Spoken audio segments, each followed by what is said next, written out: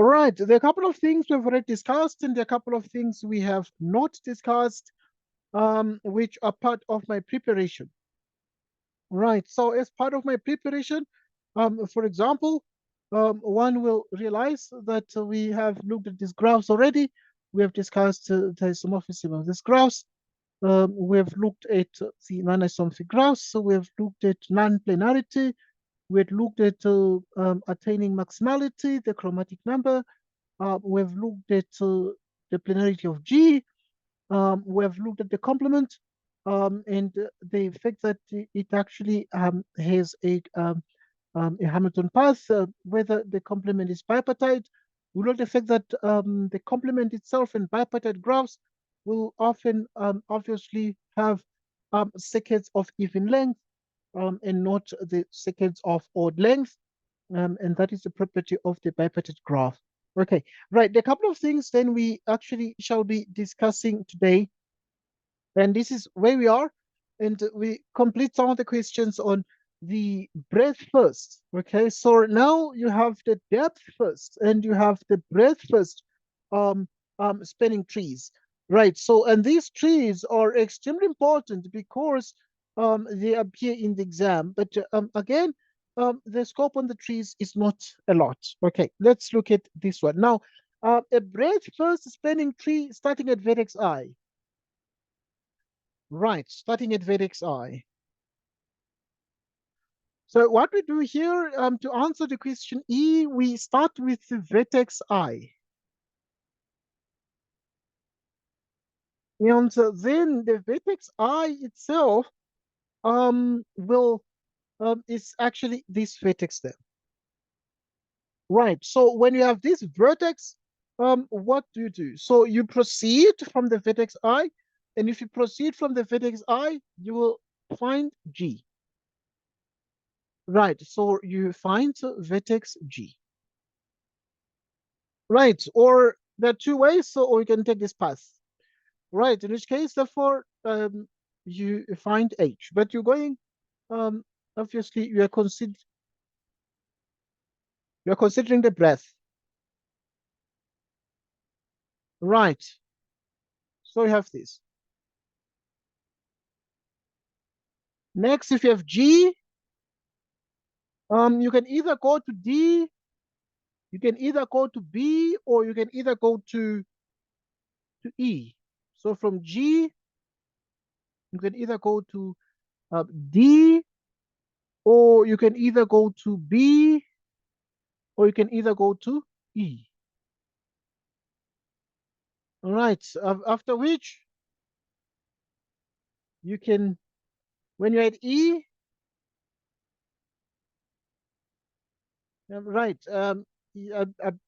I'm still planning that we need to discuss a little bit more the trees and a bit more examples on the two kinds of spanning trees, the breadth first and the depth first.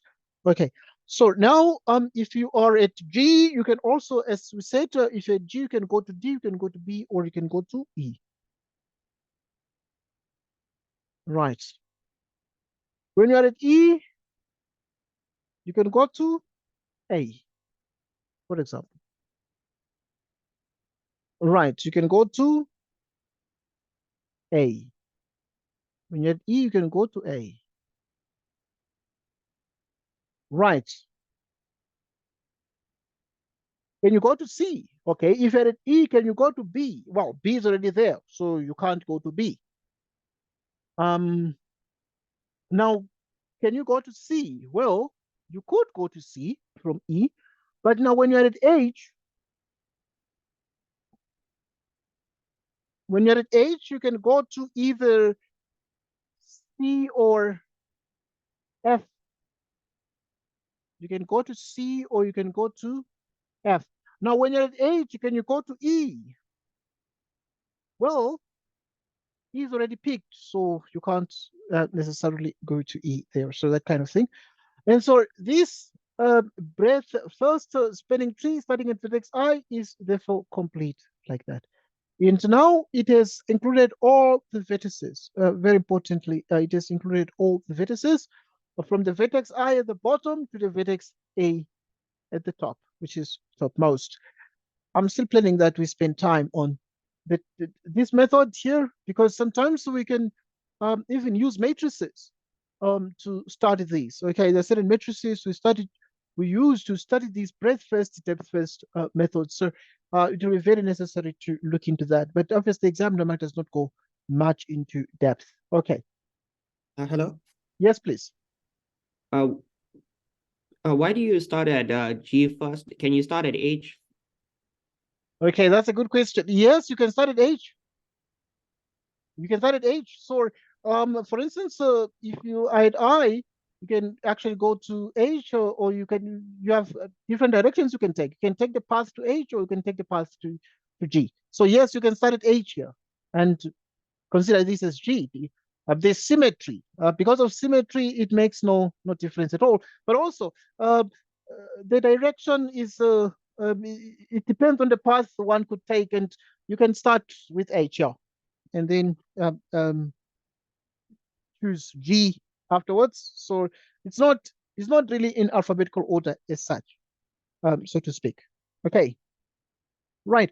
But I said I'm planning that we spend a bit of time on this, because it can use matrices as well. We use certain matrices with binary entries, zeros and ones, to study these kinds of trees. So I know very well it's very important that we spend some time on that, just to make sure that your understanding is very, very balanced. Okay, right. So we're gonna look at that. Let's look at the next question. Okay, the next question is about counting. Right. So it's very important for us to consider counting methods. All right. So I was speaking about the matrices here. I'll just mention in short. We use certain matrices. They have a special name. I feel that we need to discuss this, which are called the adjacency matrices. Adjacency matrix, if it's one, or matrices if there are many. Right. So there are certain matrices we call adjacency matrices of like an adjacency matrix of an um, undirected. Okay, we're here to discuss this. Right, but number doesn't come in the exam. So yeah, but it's undirected graph. Normally, um, undirected graph. Right. So, and this adjacent matrix of an undirected graph is a 0, 1 matrix with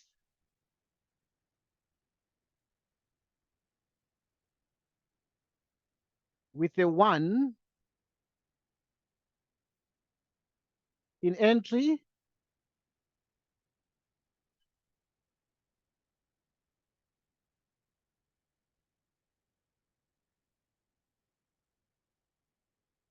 with a 1 in entry. Okay, I'm just speaking about the adjacency matrix I was speaking about here. So it's just an opportunity for me. So, right, matrix with a 1 in entry, ij,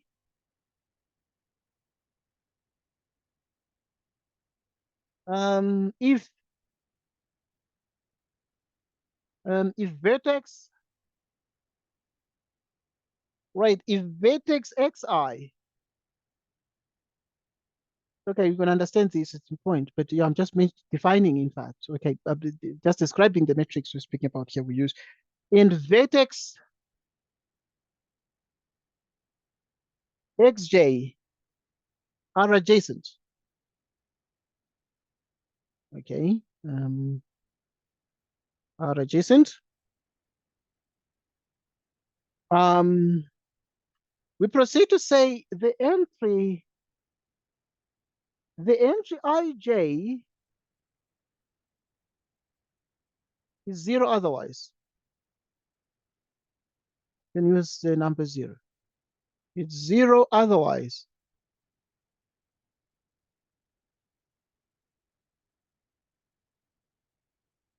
Okay, so you have that.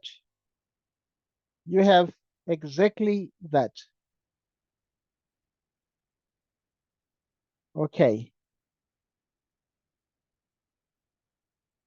All right. I'm here to spend some time on what am I speaking. What are we speaking about here? We're speaking about the notion of what we call an adjacency matrix, that is associated with these kinds of spanning trees.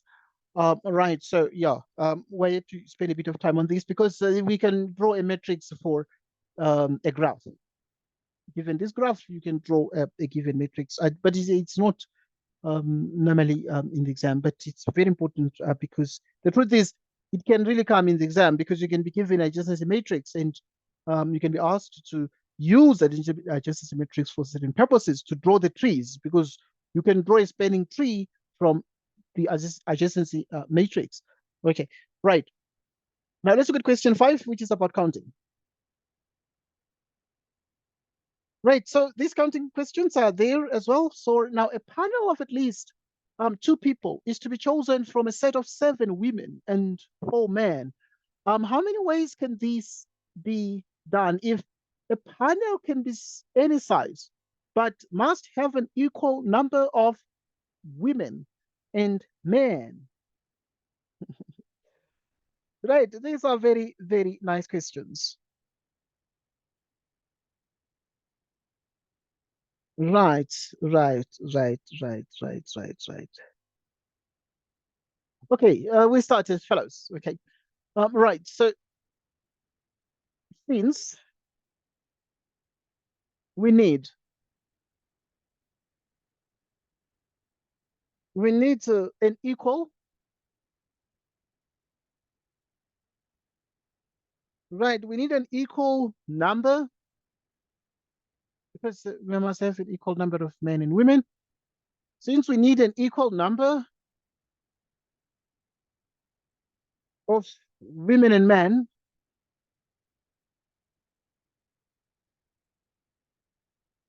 right? We can either, right? We can either choose. We can either choose one woman, okay, and one man. Okay, let's look at these here. I'm going to understand it. Okay, the aim of these discussions is to familiarize ourselves in our discussions with material that forms the course. The kinds of questions will normally come from um, past exams, the study guide, and the textbook, by and large. Okay, and so there are lots of questions I'm planning to use from the textbook as well. Okay, which are examinable because the textbook is also a question bank. Is a source of the exam questions.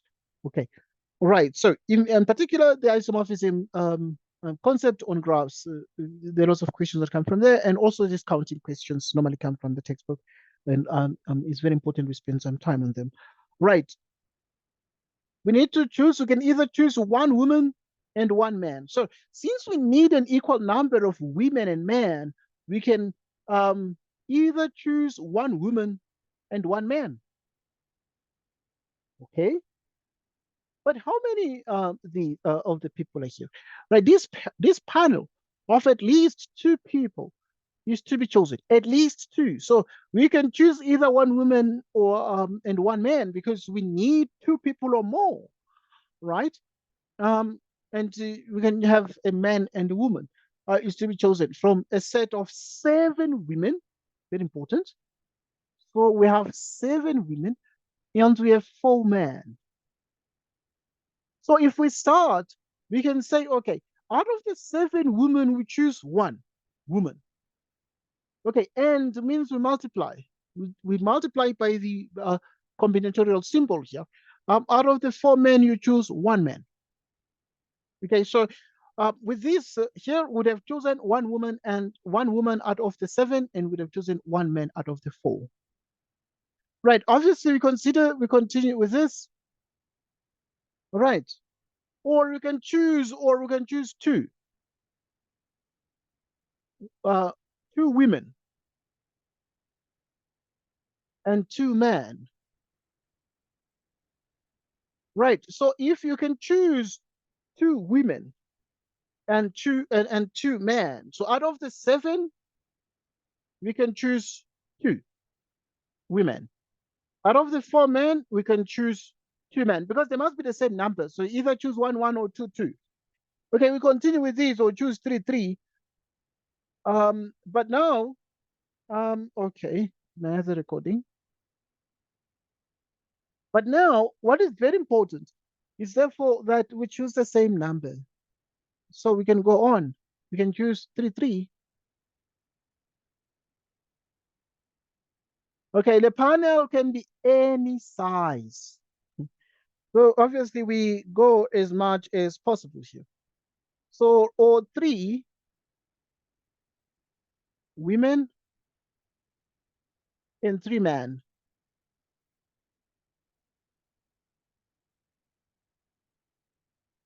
Okay, which means 7 choose 3, 4 choose 3. Okay. Or 4 women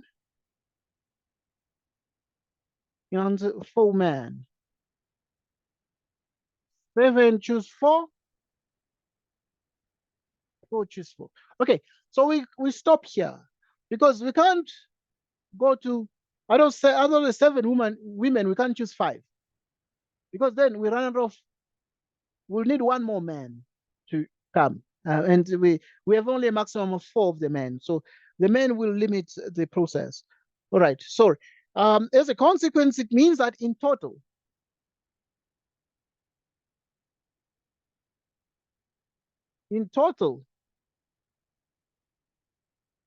we therefore, right. So in total,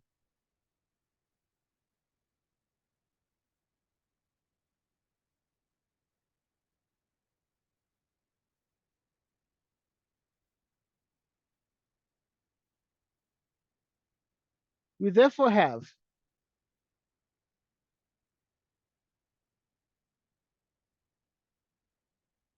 7 choose 1,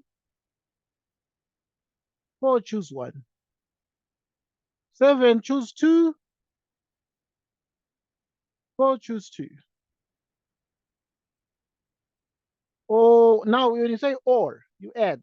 So it will be 7 choose 3, 4 choose 3. 7 choose 4, 4 choose 4. Okay, this is enough.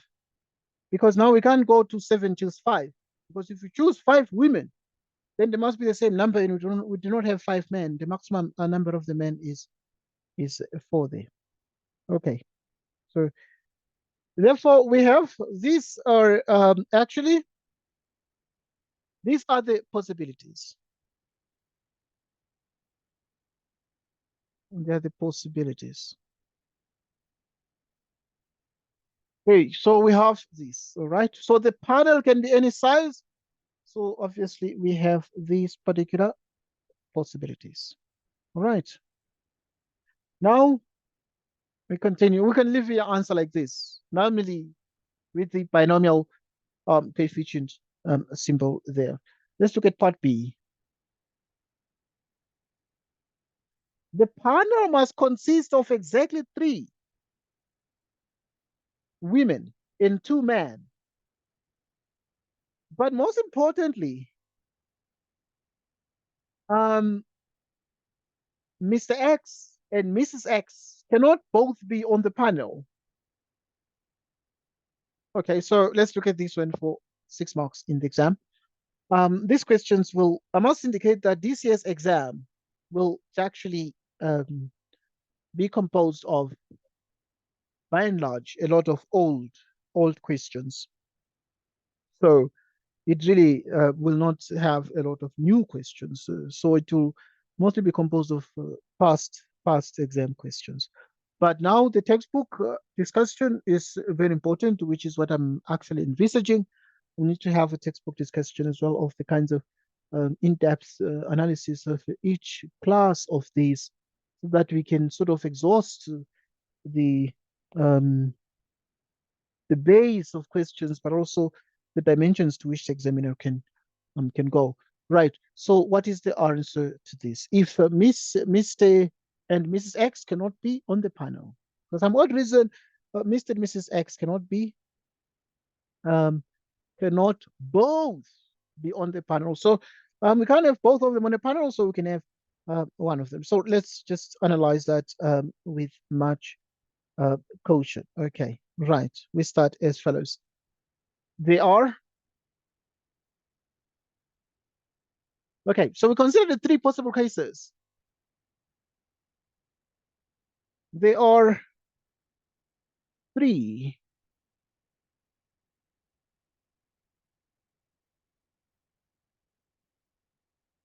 possible cases.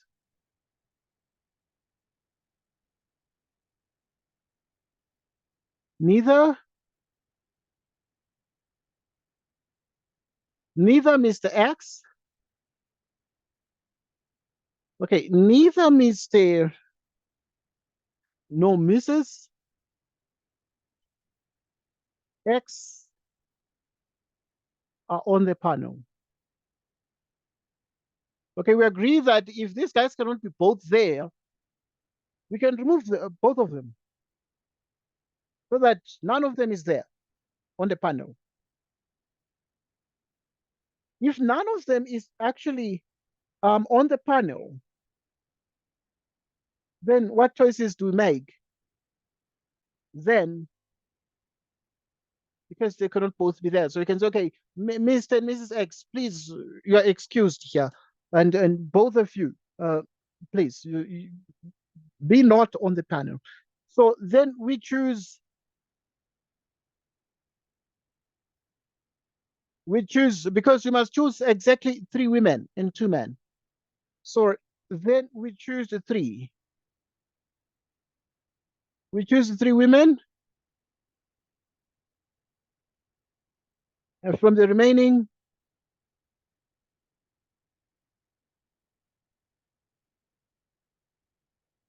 from the remaining 6 women.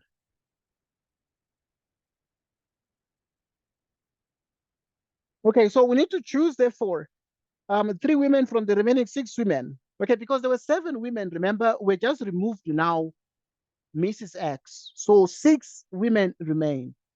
So we can now choose 3 from the 6 that remain. Okay. And and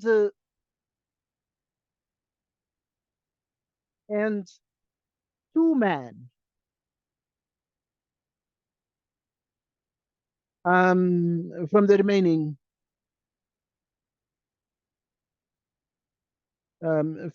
remaining 3. Okay, obviously you agree that we had 4 men in the beginning. So from the 4 men, we have removed Mr. X. Mr. X is out, so 1 left with 3 men. So now we can therefore choose 2 men from the remaining 3.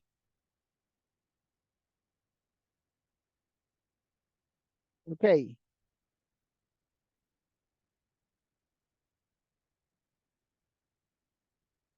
From the remaining 3 men. Okay, so obviously, please, this is plural. Okay, so you continue.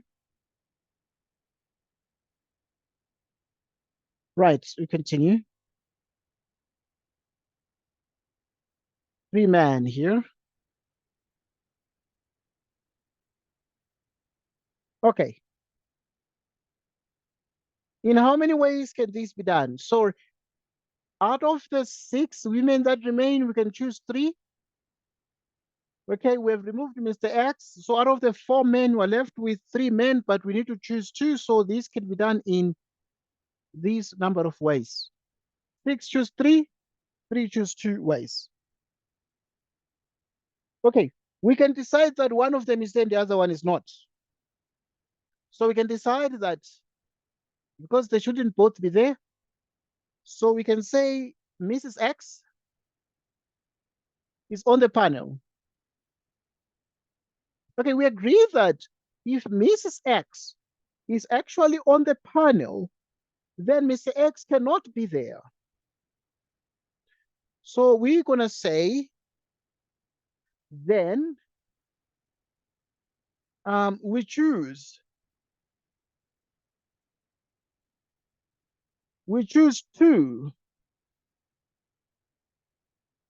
women. We choose two women from the remaining.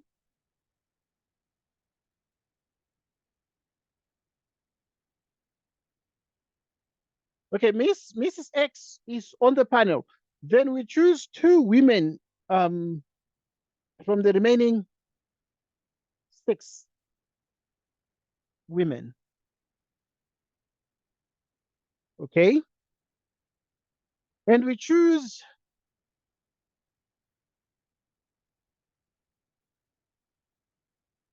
right, and we choose two men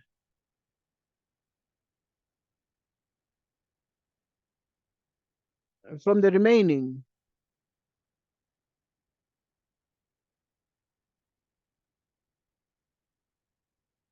From the remaining 3.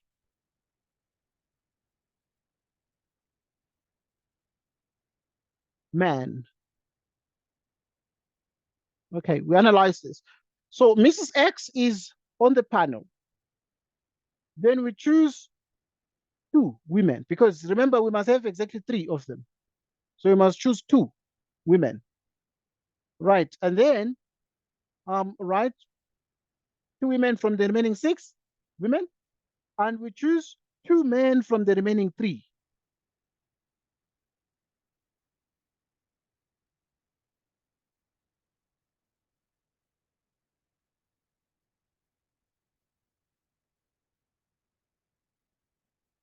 Right, so out of the 6, you choose 2, because this Mrs. X is already there. But we agree, therefore, that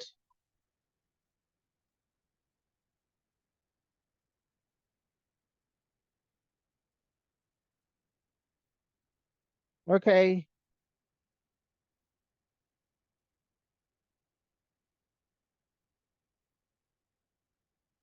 okay, um, okay. Out of the 4 men, we already removed Mr. X, because if Mrs. X is on the panel, then Mr. X is out, because they cannot be both there. So we need to choose 2 men. So you need to choose 2 from the remaining 3, and this can be done in 6 choose 2, 3 choose 2 ways. Hey,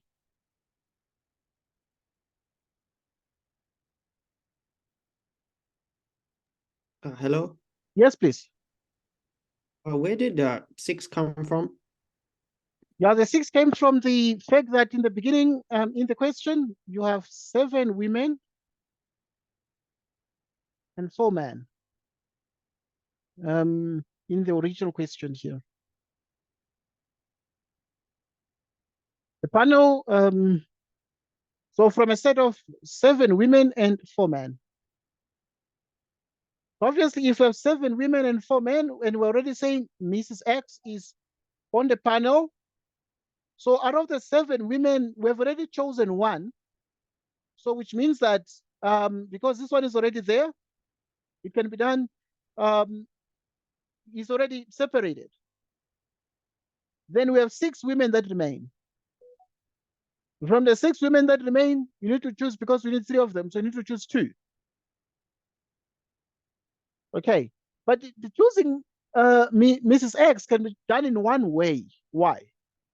Because we know Mrs. X, so we don't go around if they're in a room saying we can choose this one, or that one, or that one. So ideally, Mrs. X is already on the panel, and that can be done in one way, right? Because there's only one Mrs. X. Then we choose 2 women from the remaining 6, because after the 7, we've cut out from the 7, Mrs. X is out, meaning we're left with 6 women. And then we choose 2 women from the remaining 6. So that is 6 choose 2. But we have a total of 4 men. But already we said that they cannot both be there. So in other words, Mr. X is out, and we're left with three men to choose from. Mr. X is out, so out of the three men, we choose two. Why do we choose two men? Because we must choose three women and two men. Okay, we continue.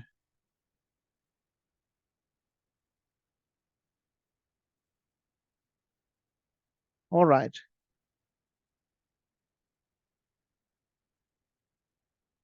we continue. Um,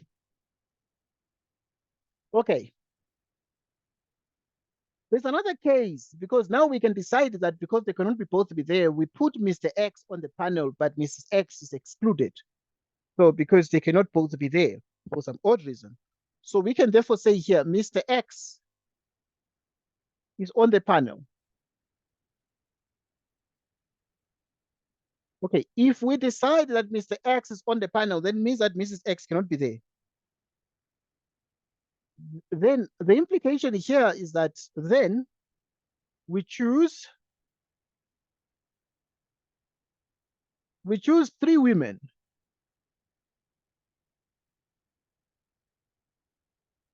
Three women from the remaining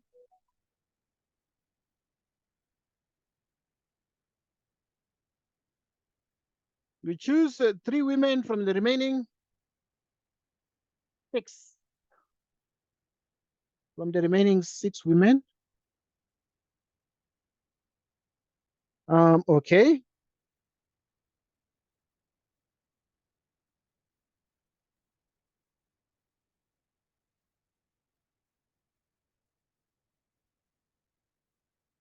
Okay.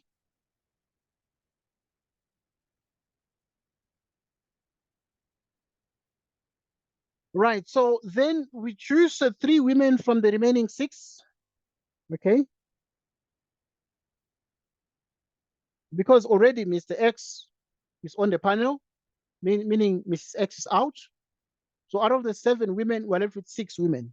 So now, then means then we choose three women from the remaining six women. Why are the women six? Because there were seven in the beginning because Mrs. X is out. All right. So, and we choose,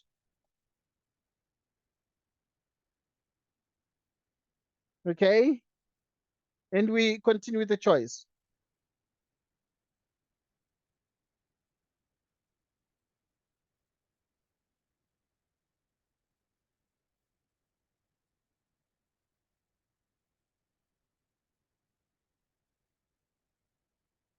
Okay, we continue. Um,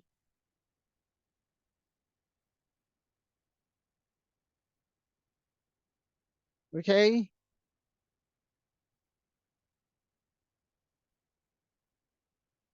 okay, we continue. Okay, I'm just pausing there. Okay, right. Um, Mr. X is on the panel, then we choose three women from the remaining six. Okay, women, right? And we choose,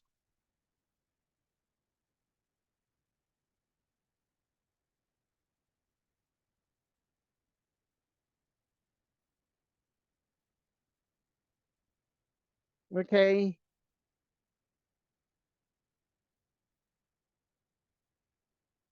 right. Okay, we continue. Sorry, somebody just distracted me a little bit. Okay, I was saying Mr. X is on the panel, then we choose three women from the remaining six women. And then we continue and we choose, now we come to the men and we choose, um,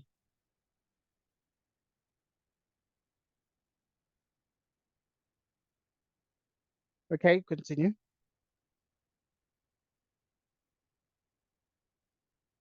All right, then we choose three men from the remaining six and we choose one man. We choose one man because Mr. X is already there. We must have two of them. So we must just choose one so that they can be two. right? So we choose one man from the remaining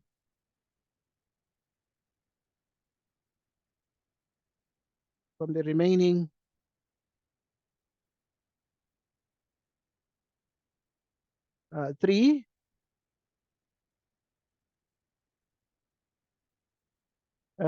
From the remaining three men.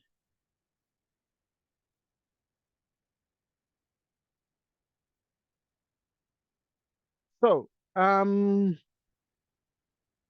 we continue.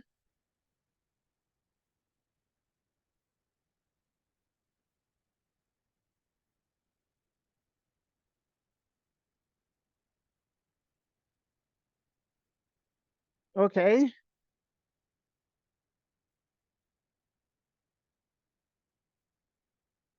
All right. Then we choose one man from the remaining three men. And how many ways can this be done? So we continue. From the six women, from the remaining six women, we can only choose three, because there must be three women, because Mr. X is there, Mrs. X is out of it. So we're left with only six women to choose from. But Mr. X is already there. So out of the four, we can only choose from the remaining three. We choose one man. Why do we choose one man? Because there must be two. Mr. X is already there. We choose from the remaining three. We choose one more man, and 1 plus 1 is 2 men. Right, and this can be done in 6 choose 3 times 3 choose 1 ways. Now, hence there, in total we have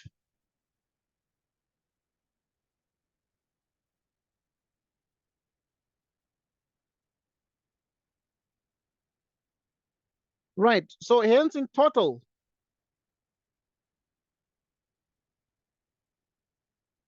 which is 3 choose 2, 6 choose that, 3 choose 2, 6 that, 3 choose 1 ways. Hence in total we have that. So we have in total 6 choose 3 of that, etc. So we add them up because it's or. So this is either the first case or the second case or the third case and so on. So we have those cases there. And then obviously there are many other ways to analyze the whole situation. But yeah, this is the most standard way to do that. Or you can look at all the possible cases and then subtract. You can use a subtraction law. You can look at the complements, look at all possible combinations, and then subtract the complement. Okay, so that's also another way which we can use to consider this problem. So possibly we can look at that as well.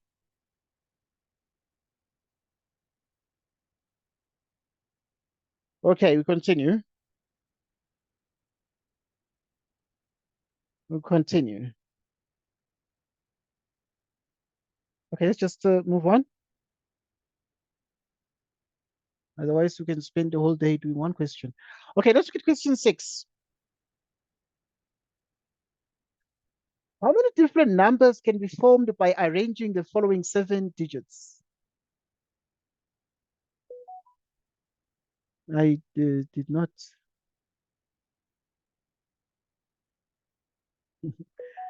Right.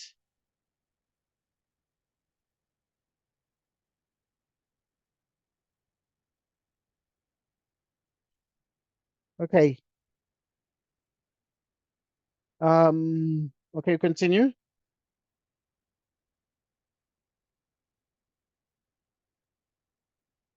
Okay, continue.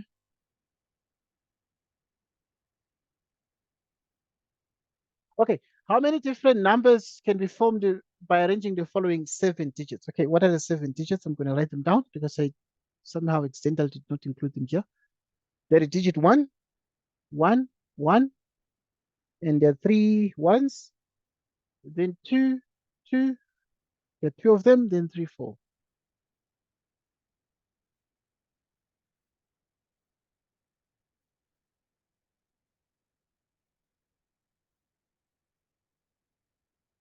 How many different numbers can be formed by arranging the following 7 digits? How many different numbers can be formed by arranging the following 7 digits? How many digits are there? There are 3 ones, 5 with the 2 twos, and you have 7 of them. Okay, right. So now this one is easy. How many different numbers can be formed actually by arranging the 7 digits? Okay, so we start and say they are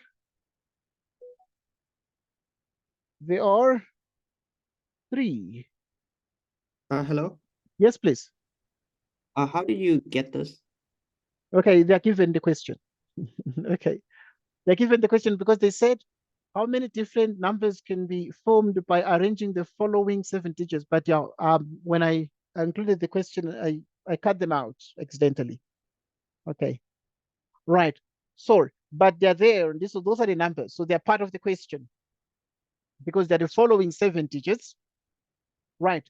So the question therefore is if those digits are there, the 3 ones, the 2 twos, and the 3 and 4, how many different numbers can be formed by arranging the following 7 digits? So, but now we see that there are 3 ones and the 2 twos.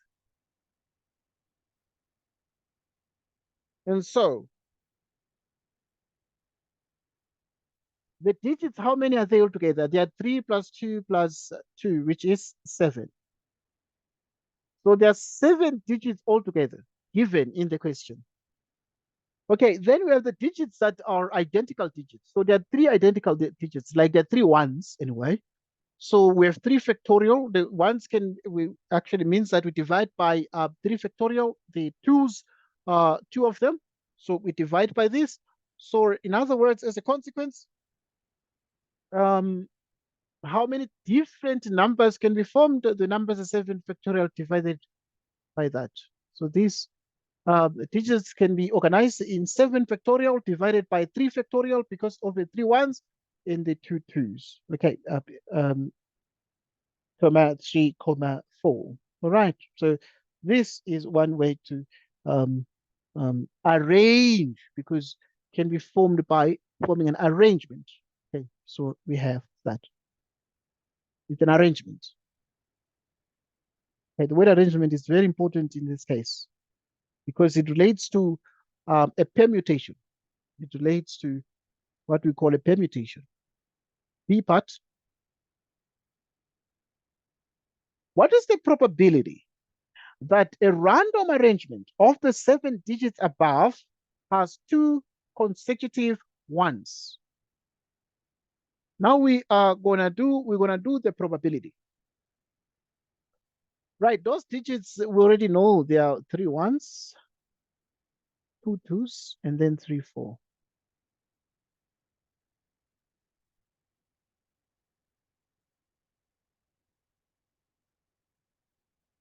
So what is the probability here that a random arrangement of the 7 digits above has 2 consecutive ones? 2 consecutive ones. What's the probability of that? Let's do that. 2 consecutive ones. What is the probability? Okay, so we answer the question. We consider,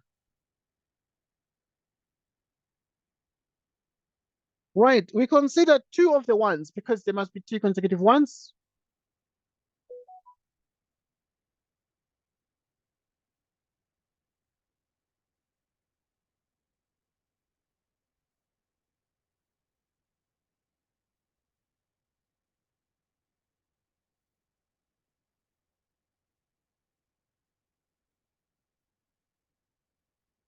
All right, so we consider 2 of the 1s is 1 digit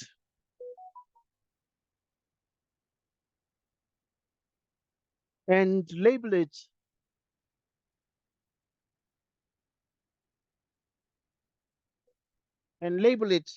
X. Okay, so we consider two of the ones as one digit. Okay, because they must be consecutive. So if they are consecutive, we we bundle them together, we form a bundle. So we consider two of the ones as one digit because they're consecutive, so they form like a single symbol. That is the technique we use here. Right. And we call that X. Now we have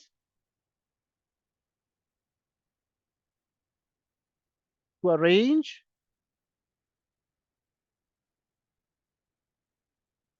six digits.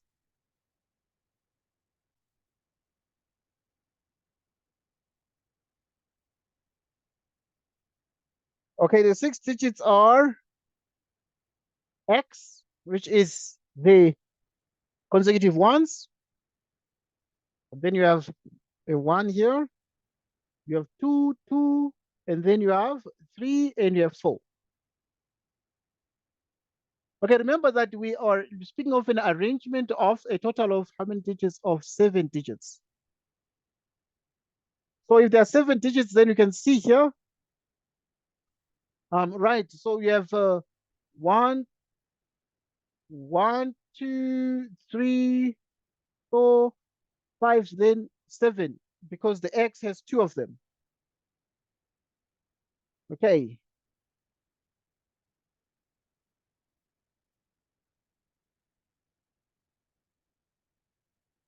Okay. We'll continue. Okay, you need to note that we have to arrange six digits. Six digits. Because the X is like one. Okay. So we have six digits to arrange. So now this, we have taken just two of the ones and we've bundled them. We formed a bundle. And therefore we have now, this is one, two, three, four, five, six. So we are dealing with actually six of them because the other two ones must just be next to each other, meaning they're one thing. They cannot be separated. In how many ways can this be done?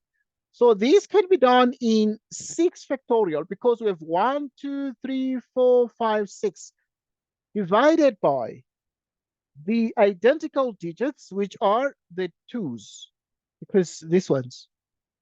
So it's 6 factorial divided by 2 ways.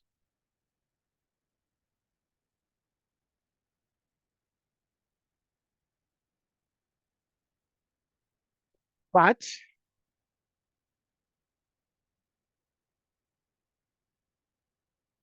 now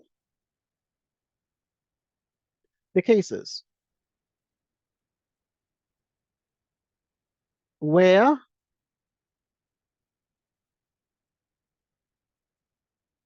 we have,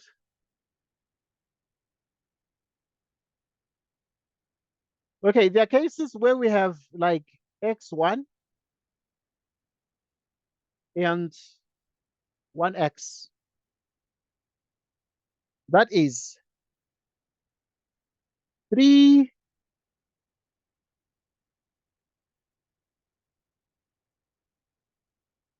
consecutive,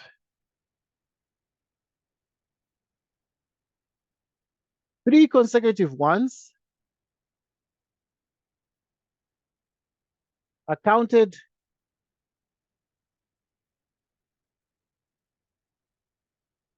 twice.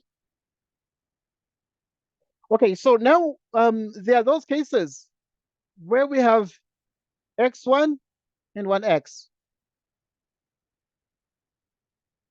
That is consecutive ones are counted twice. Okay, if that is the case, we have to, so we have to, right, we have to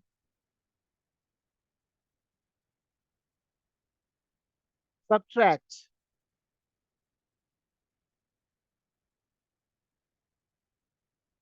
all cases. Okay, we need to subtract all cases where we have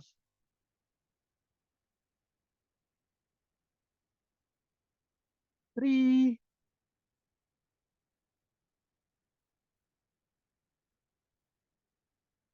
consecutive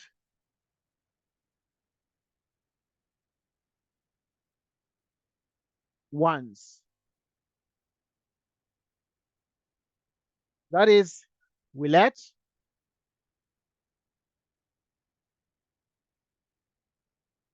okay, we have three consecutive ones, so we can call it X. So it's like one symbol. And if we do that, we actually, and we then arrange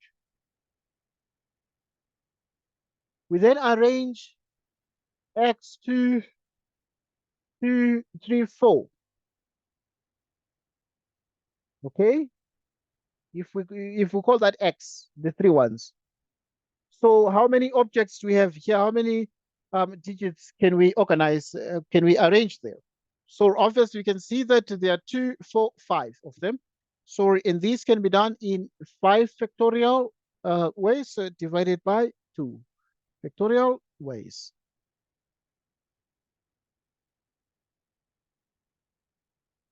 Continue. So the total number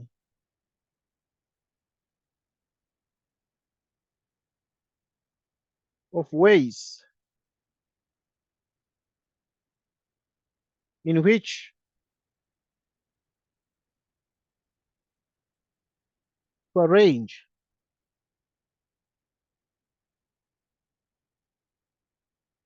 the 6 digits. Okay, total number of ways in which to arrange the 6 digits, namely the 6 digits being X, 1, 2, 2, 3, 4. Right, with two consecutive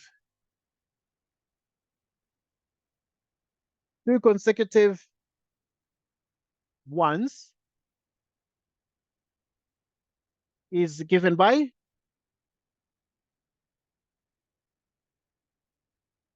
so this is going to be given by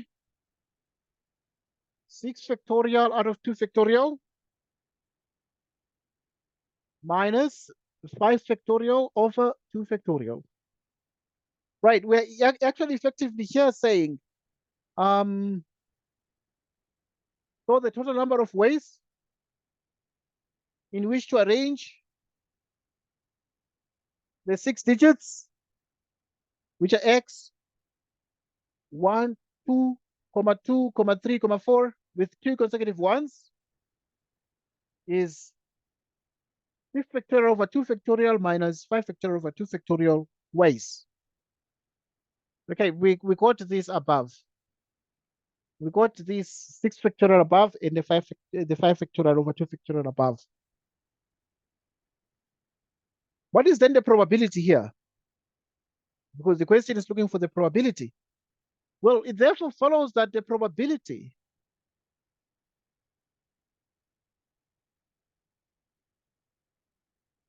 right, so the probability of such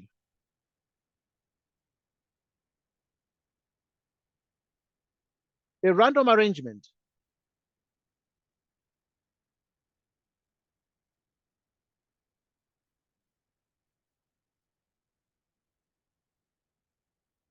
a random arrangement is therefore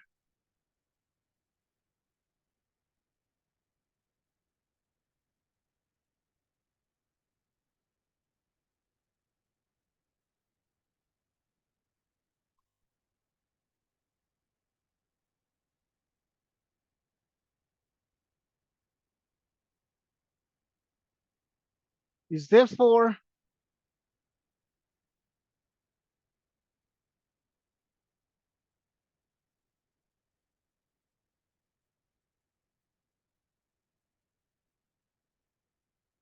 right. The probability is therefore 6 factorial over 2 factorial minus 5 factorial over 2 factorial divide by the total, which is 7 factorial over 3 factorial. We got these answers. So the total number of arrangements was 7 factorial over 3 factorial divided by 2 factorial. Okay, and this is therefore the same as 5 over 7, if you simplify this. Okay, so in other words, the probability is exactly 5 over 7. Okay, you need to think about this because in the beginning, the question was, what is, how many ways can you arrange everything? All those digits, 7 of them, we found this number of ways. All right, and then now we did the grouping, right? And we did the grouping from the grouping where we called X the pair of because now the question said 2 consecutive ones. We decided to call those ones X, and then we're left with a third one that's outside. But if we left with the third one that's outside, well, we have 1, 2, 3, 4, 5, 6. So we have actually 6 digits or 6 objects to arrange, divided by the 2 common ones. All right. But we looked at another case where you have 3 consecutive ones. All right. If you have 3 consecutive ones, so we call that X. Okay, if you have the 3 consecutive ones and we call that X, and obviously that would mean, obviously you have the cases X1 or 1X in view of the fact that we called X a double. So, but if we have that, here we call this X, so you have 1, so this everything here is 1, 2, 3, 4, 5. So it became 5 factorial, then divide by the 2's. All right, so obviously we look at the difference, and where the difference is justified by the fact that the total number of ways in which to arrange the 6 digits. Right, so we're looking at the 6 digits, which are 1, 2, 3, 4, 5, 6, where X is the consecutive ones, with 2 consecutive ones is exactly this. Okay, so it's exactly 6 factorial minus that. Okay, what is the probability? It's actually this one here over the total there. So the total number of the arrangements is this from the beginning, and the answer can be simplified to this, but you can leave your answer in factorial form. Okay, you have to think about these and see if you actually understand these things, because they are very important and very, very examinable. But yeah, there are just some uh, um, techniques that you need to use um, to interpret this. So, yeah, just note that. Next question. All right, the next question is question 7. How many ways are there to select 20 letters from the set? Okay, you want to select 20 letters from the set. How many letters does this set have? It has 2, 4, 6. Okay, if this has 6 letters, how many ways are there to select 20? Choosing at least 2 of each type and choosing at most 10 A's. Okay, so that you have 20 of them. If you have 20 of them from the 6 different ones, you can choose 10 A's. And then you proceed to choose at least 2 of each type. Okay. And then you have that. Obviously, because there are 6 of them, if you choose 10 A's and then you choose 2, 4, 6, 8, 10. So you have 10, and then the 10 A's, so you have 20 letters. Okay. But now let's analyze these in terms of combinatorial reasoning. How can we do this for 8 marks in the exam? Okay, this one is pretty straightforward. So the easiest way to do this question is to use generating functions. Okay, I'm still planning that we spend a bit of time on generating functions and discuss a bit more a set of questions on generating functions that have the same properties, so that you can master the generating functions, because sometimes these questions from past exams, etc., do not are not very holistic. They're just covering some of the concepts, in which case some of the aspects of this. Okay, we shall look at that. Right. So using generating functions, the generating function is given by, right. So the generating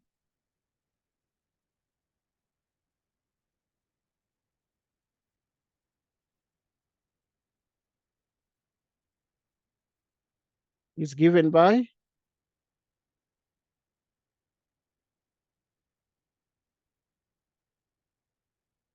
the generating function is given by,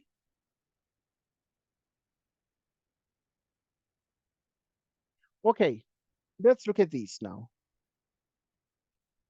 Right, you choose at least two of each type. Right, at least two of each type. And choosing at most 10 A's. At most 10 A's. Okay. Okay, it's pretty easy with generating functions. So generating functions are very nice.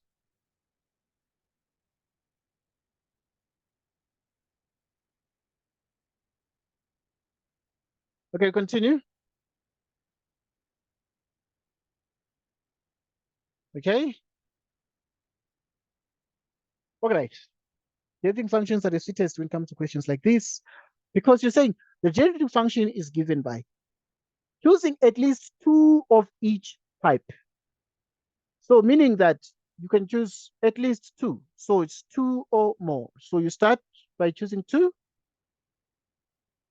or you can choose three.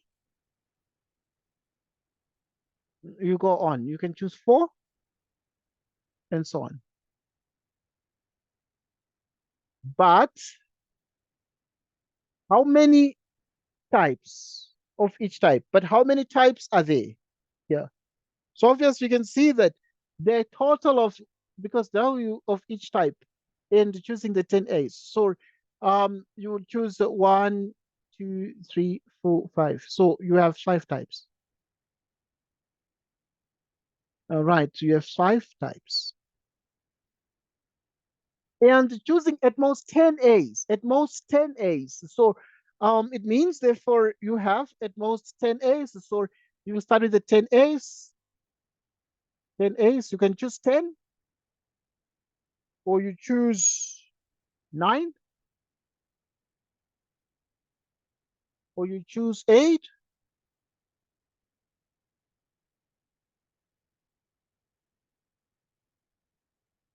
or you choose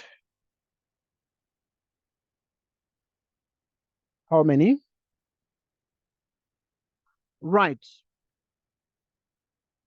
Now, how many types are there? So obviously, because if you choose at most 10 A's, the A's are of one type. They're all A's, so they're of one type. So now, obviously, it means that you can reach a minimum of two. A minimum of two.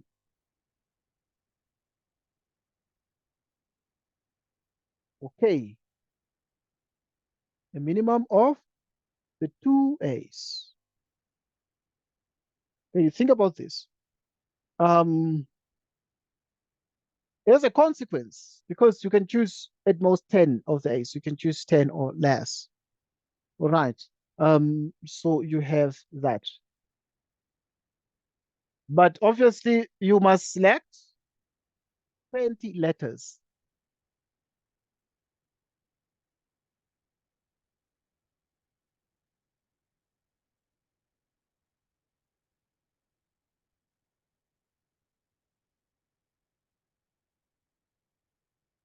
Okay, we continue.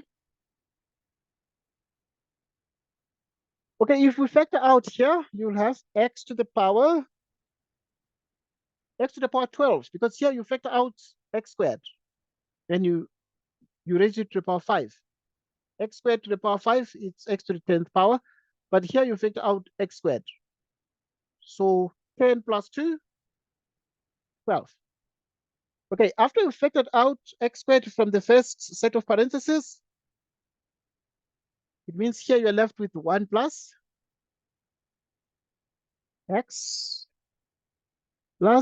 squared plus dot dot dot. 5 types.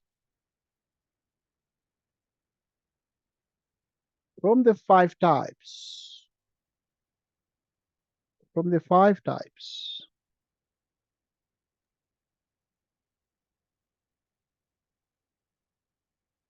Okay, you see, Hello? I'm not, yes. You're thinking of How do something. how do you get this part? Okay, how do I get that part? So the way I get that we get that part, we look at the question and we say, how many ways are there to select 20 letters from the set? How many elements does this set have? It has 2, 4, 6 elements. So you have 6 elements. And those are elements of the set, choosing at least 2 of each type. So you must choose at least 2 of each type and choosing at most 10 A's. Okay, so now to choose um, at least 2 of each type and choosing at most 10 A's, what do we get? Right, so what we're getting is that, okay, at least 2 of each type. So at least it means x squared, 2. Or if it's at least 2, then you can choose 2 or 3 or 4 or 5. That's at least 2. But you put these powers on x, like using the method of generating functions. So which means therefore you're gonna have x squared for 2 if you choose 2 of each type, or you can choose 3 of each type, or you can choose 4 of each type. Okay, let's look at the case where you choose 2 of each type. If you choose 2 of each type, and then you have 2, 4, 6, yeah, 2, 4, 2 B's, 2 C's, 2 D's, 2 E's, 2 F's. Right, so you have 10 there, okay? When you have 10 objects, 10 letters, how many therefore can you choose this side? Okay, when you come this side, then you need to choose 10 A's because you must have 20. So you must choose 10 if you choose 2 of each type. Okay, what about if you choose 3 of each type? So if you choose 3 of each type, and then now the A's, you can choose 10 or less because it's at most. So at most means less or equal to, but at least means greater or equal to. So now you cannot exceed the 10 of the A's. So, but if you choose 2 here, 2, 2, 2, 2, 2, because at least 2, then you have 10 of the B, 2 B's, 2 that, and they form 10 because there are 5 of these. Then you choose 10 A's. Then the total is 20. Okay, another one can come and say, okay, but we can choose at least 2 of each type. So you can choose, if you choose 3, you can choose 2 or 3. Okay, let's look at the case where you choose 3. So it's going to be 3, 6, 9, 12, 15. Okay, so if you choose 3 of each type, you would have a total of how many? You would have a total of 15. Right. So if you have a total of 15, how many can you choose from the A's? It means you can choose 5 A's. So you balance like that. So, okay, we're going very far, but at least 2 of each type. So at least 2 of each type would mean you can choose 2 or 3 or 4 or 5 of each type, 2, 3, 4 or 5. Okay, now we continue. What about the A's? Because the 20 is formed by 2 of each type and so it must be simultaneous, at the same time. And the 10 A, at most 10 A's, so the A's you can choose the 10, but they are of one type. But the B, C up to F, they are 5 types. So you put 5 here, the number of the types. But here, the types they are of one type. Why one type? Because the 10 A's are all A's, so it's one type of letter. Right. So we continue. Okay. You are yet to, as I said, I'm planning that we spend a bit more time just on generating functions so that you can understand the dynamics of these. But they are very interesting and very easy to use when it comes to problems in combinatorics and counting methods. But we just put the base x. But you look at least two, you just put the 2, 3, 4, 5, but you put base x. That makes the generating function. So somebody just made this observation in mathematics through research. So it works very well. Um, okay. And I wanted to then say now you factor out here because when it comes to generating functions, we normally have the formulas for 1 plus x squared or 1 minus x minus x plus x squared where these alternate. Okay, if we pick out x squared here and you raise it to the power 5, it's 10. And then x squared, you have x squared, you raise this is 12.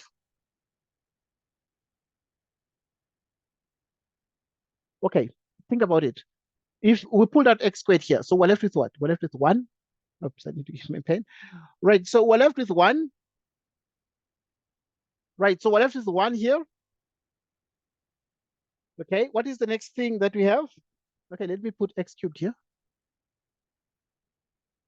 Um,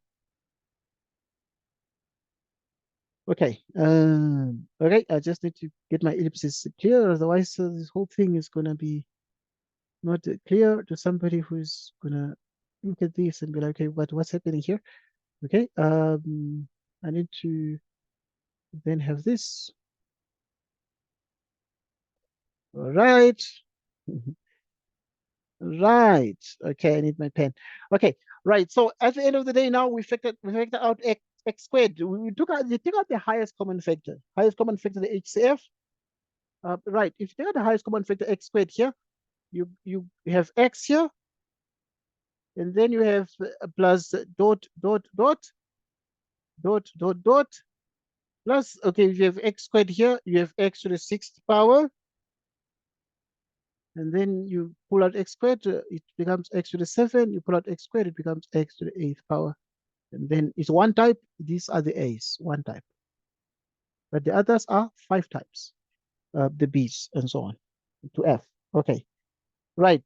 Um,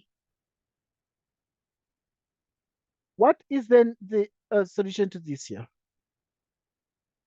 So, which means x to the 12. Okay, what is the thing that we use here? Okay, now here you need to look at the generating function. I've put this at the end.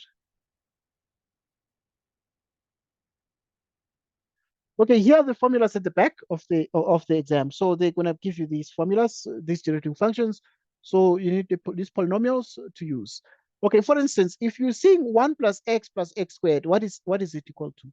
1 plus x squared plus x cubed and so on is the same as 1 over 1 minus x. Okay, we are seeing that, I'm mentioning that. So we're just gonna, so wherever we see 1 plus x squared, etc., we're gonna substitute 1 over 1 minus x. So we have that. Right, so wherever they were seeing that, so we're going to substitute 1 over 1 minus x, but it is to the power 5. But we have the same thing here. So 1 plus x plus that up to that. Okay, but this one is finite. Okay, this one goes up to infinity. So it's 1 over 1 minus x. So it's a power series, this. But this one here is um, a truncated Taylor, this one is a truncated Taylor series. So it is there, but it starts from 1, it stops at x to the power 8. It doesn't go to infinity, but this one goes to infinity. So the one that is stopping is this one. Okay, if it stops at x to the power m, then you put 1 minus x at the bottom, like this one, it stops at 8. So you're going to put 8 plus 1. So it's going to be 1 minus x to the power 9. And then divided by 1 minus x. Okay, so it's going to be 1 minus x to the power 9 in view of that one. So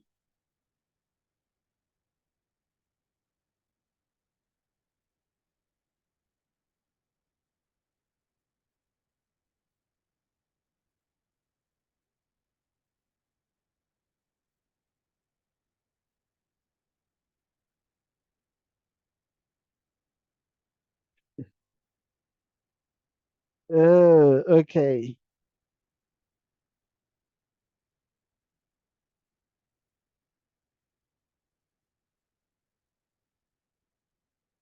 Okay, so you continue.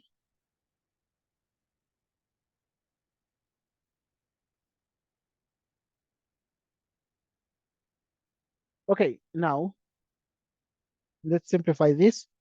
So we used the formulas at the back, and they're going to be there in the exam. The generating functions, those polynomials there. And then now it is x to the power 12.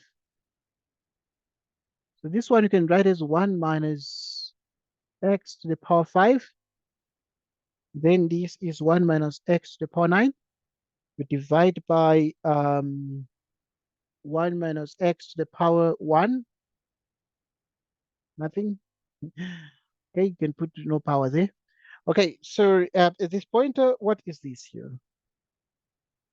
So you can multiply, it becomes x to the power 12 into 1 minus x to the power 9. You divide everything by 1 minus x to the power 6. Okay, right, because now you just add the powers there and you get this. By distribution, you multiply through by the x to the power 12. So this is x to the power 12 minus x to the power 21, 12 plus 9. There you add the powers, and it becomes 1 minus x to the power 6. So what are we getting now?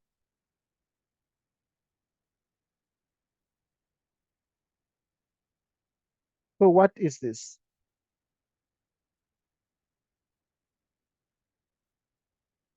Right. So we want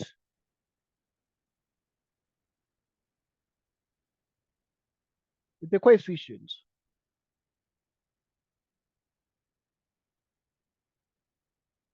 The coefficient of x to the power 20, because we have need to select 20 letters. So when the coefficient is x to the power 20, and therefore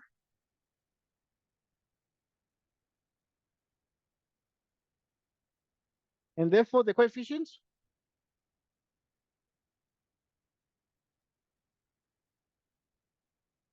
right, and therefore the coefficient of x to the power 8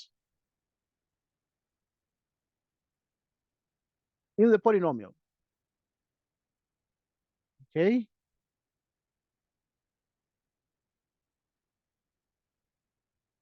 In the polynomial expansion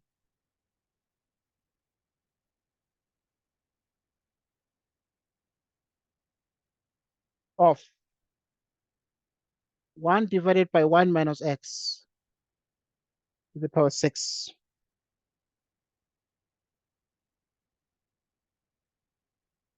Okay, this is r plus n minus 1, choose r. Okay, so um,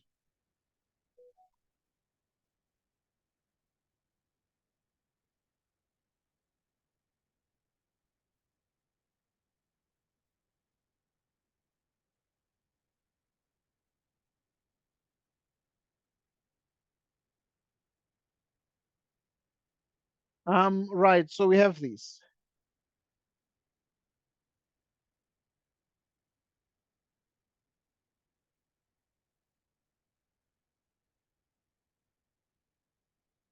We want the coefficient of x to the power 20, and therefore the coefficient of x to the power 8 in that. Okay, because already this one here, if you get x to the power 8 from here, x to the power 8 times 8 plus 12 is 20. So we're going to expand this using the formulas at the back of the exam. Obviously, but this is what this is at the back of the exam. We'll just make reference to the back of the exam, so that we're able to see that. Okay, I'm going to do that on the next page, on the next slide. Right, so this is the word coefficient, just in case somebody is going to think that the word is not very clear. The F's are just decongested, and therefore the coefficient of x to the power 8 in the polynomial expansion of that. Okay, so if you look at these, instead the back of the exam, but it is r plus n minus 1 choose r. Okay, so just need to, it is exactly this one here. So if it is 1 minus x to the power 6, so the general one is r plus n minus 1 choose r. Okay, which is the case we have there.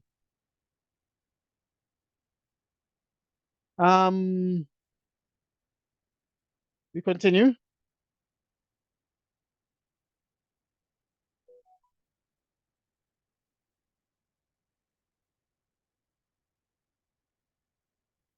Okay.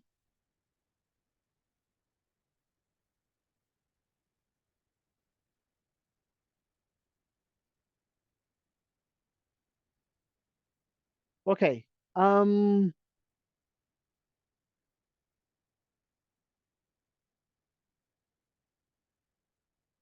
So this is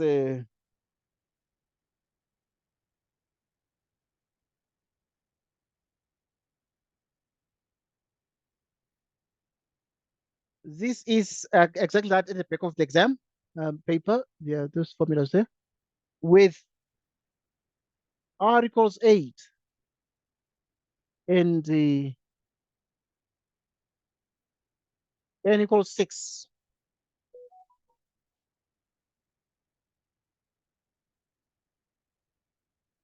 Right. So you have r plus n minus 1, which is the back choose r. So this is exactly the same as 8.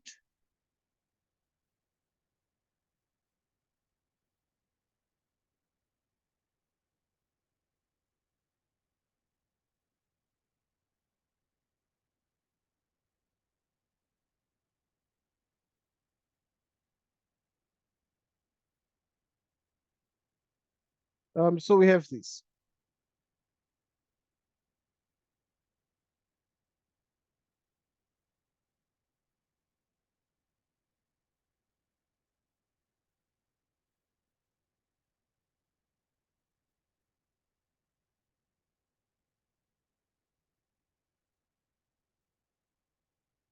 Okay, we continue.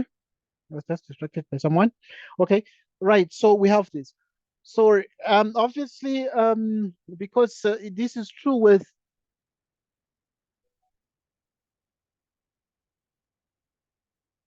like we said, r equals 8 and n equals 6. R equals 8 and n equals 6.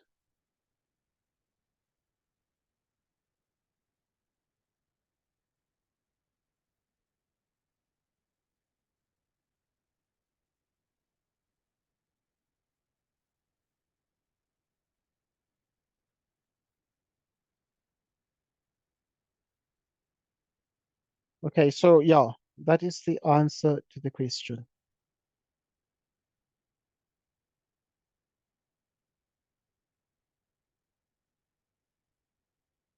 Okay,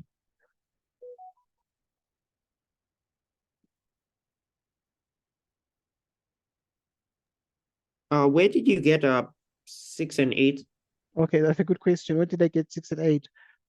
Obviously, 6 and 8 are from exactly the thing we desire, because they are from the 8 is from the it's the r.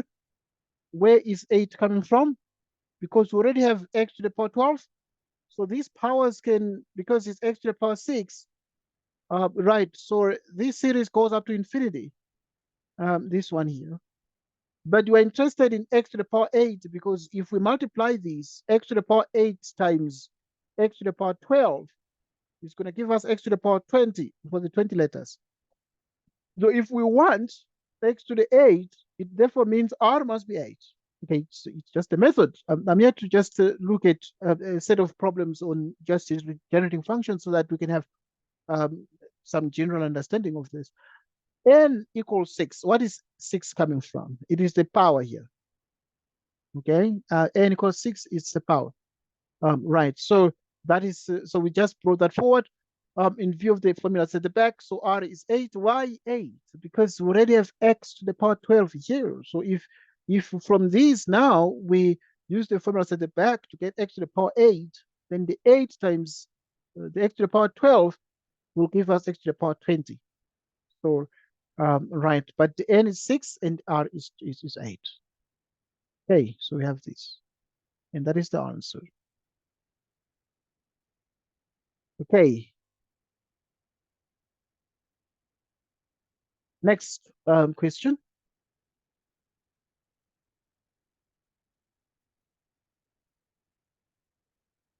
Next question. Let's look at some counting methods. All right, so how many n-digit ternary sequences? Okay, they love the ternary sequences, but now you can also have binary sequences. So obviously, those binaries have zeros and ones, but the ternaries have 0, 1, 2, 3, and so on. Okay, right, so how many n-digit ternary sequences are there with 0, 1, and 2? I'm happy that they mention the ternary definition, so they give the students a hint in case somebody does not know what a ternary sequence is. Okay, we are good. Right, how many n-digit ternary sequences are there in which the 0, 1, and 2 appear at least once each? The 0, 1, and 2 appear at least once each. Okay, this one is very easy because they appear at least once. So to do this question for 8 marks in the exam, we're going to use the inclusion-exclusion principle. So using the inclusion,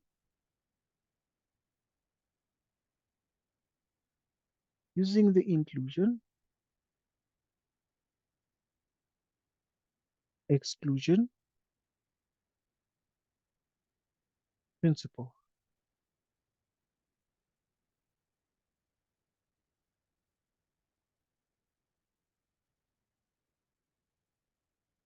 Let n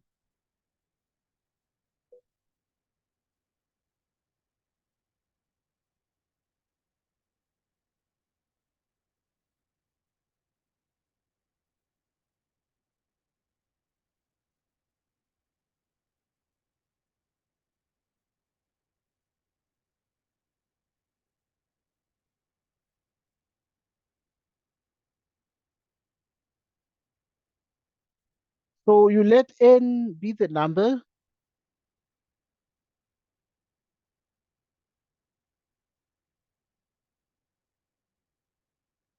of n digits,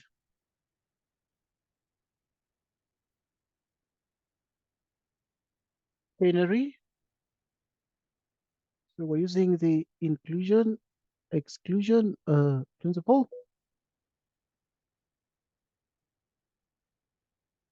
We continue. Okay, so we let n be the total. So always we let n be the total number of the cases. So we investigate this, we think about this question and then look at the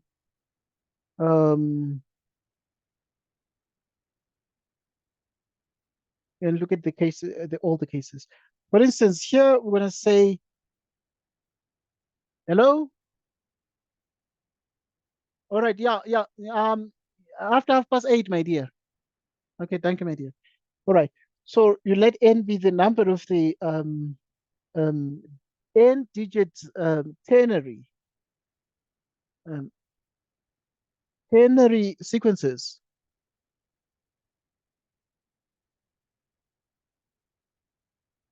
Okay. In other words, if you have the digits 0, 1, and 2, which constitute the ternary sequences, in how many ways can you form an n-digit sequence, a ternary sequence? In how many ways? because this one are three of them. The first digit can be chosen in three ways, the second one in three ways. So you can repeat the digits, so it's 3 to the power n, because the first digit, so because when you're forming a sequence, you place the digits on like this. You have blanks like this. You have blanks like that. Okay, so you can just have blanks. Right, you can just have blanks even without the crosses here. You have blanks. Okay, you are forming a sequence, so you need to decide what to put. Whether obviously you have a pool to choose from. The pool is you have three digits in the pool. So either it's a zero, a one, or a two. It can't be a three or anything. But the first one now, if here you can put anything, you can put a zero, one, or two. But now there's always a dilemma because it can be zero, it can be one, but it can be two. So as a consequence, you have a total of three choices. Three choices. You can either choose zero or one or that. So after that, you still have three choices because you still can choose zero or one or two. So you have three choices. In other words, want to form a sequence. The sequence can be formed 1, 0, 0, 2, 0, 0, 3, and so on. 3. Obviously, you can have repetitions. But now for the one, it can be chosen in three ways because either it can be zero or that. And this one in three ways, and that in three ways. Because this sequence will have n digits, would have the three ways, and so on up to that. N times, so this is 3 to the power n. So let n be the number of n-digit ternary sequences. And the conclusion, therefore, is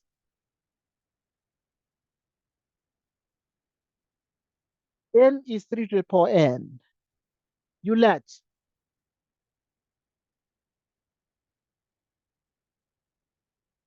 AI be the set of n-digit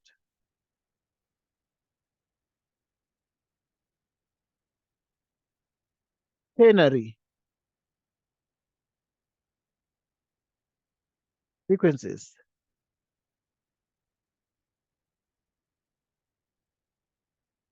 which does not,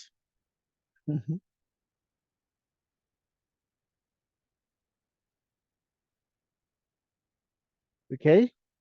Ugh, I'm picking a laser now. Right, so let AI be the set of n-digit ternary sequences, right? Which, I'm picking a wrong thing here, which does not,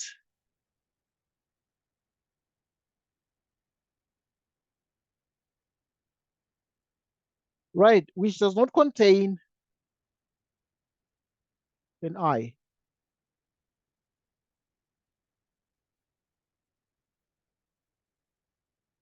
For I equals 0, 1, 2.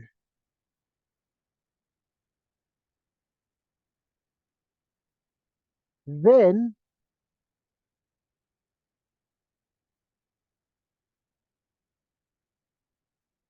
so let AI be the set of the n-digit ternary sequences, which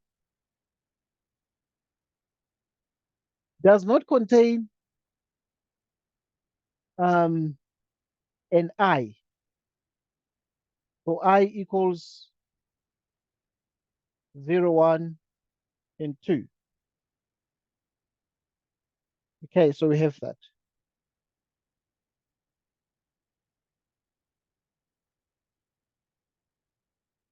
Then, the number of such sequences is equal to 2 to the power n. Okay, so if it does not contain an I, if it does not contain a 1, or it does not contain a 2, it does not contain a 3. So if it, obviously, is 0, 1, 2 only. Okay, we don't go up to 3. Continue.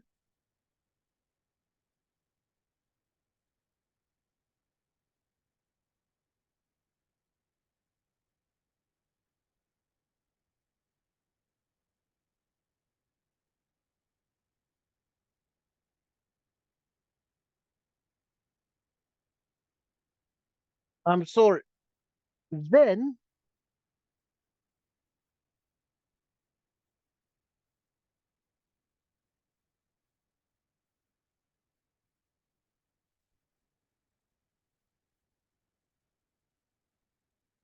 okay, what is the answer? Okay, we are just to continue, please.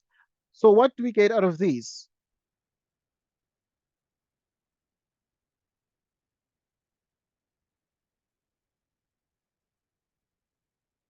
Okay,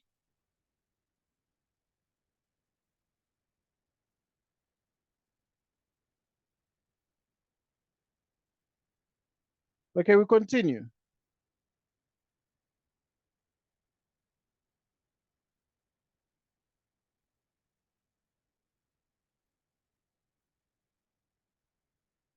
Then AI is this one. Okay, it's 2 to the power n. Why is it 2 to the power n? Because we as does not contain an I. Either does not contain a zero, so you can only choose between 0 and 1. So you have two choices there, but it's n. It's actually an n digit ternary sequence. So you have 2 to the power n because it's 2 times 2 times 2 times 2 times 2 choices. Okay, right. Now you continue to say, then we let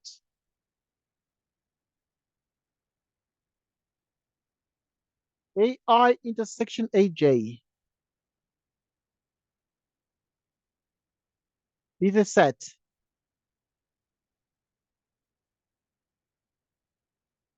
be the set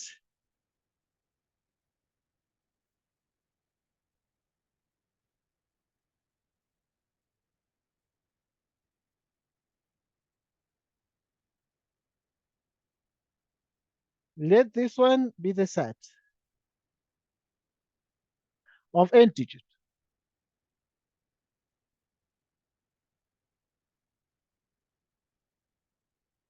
ternary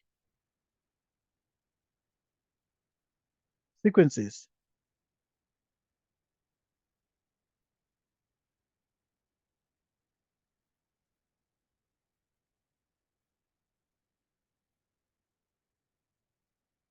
Does not contain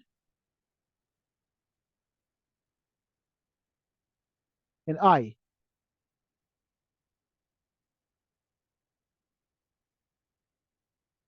Does not contain an I. Okay, you understand what this means?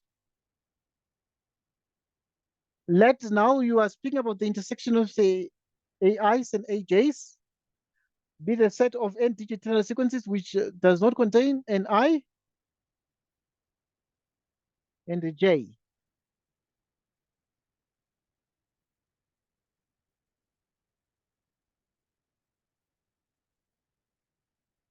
I not J.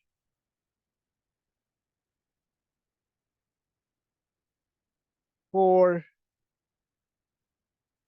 IJ 012.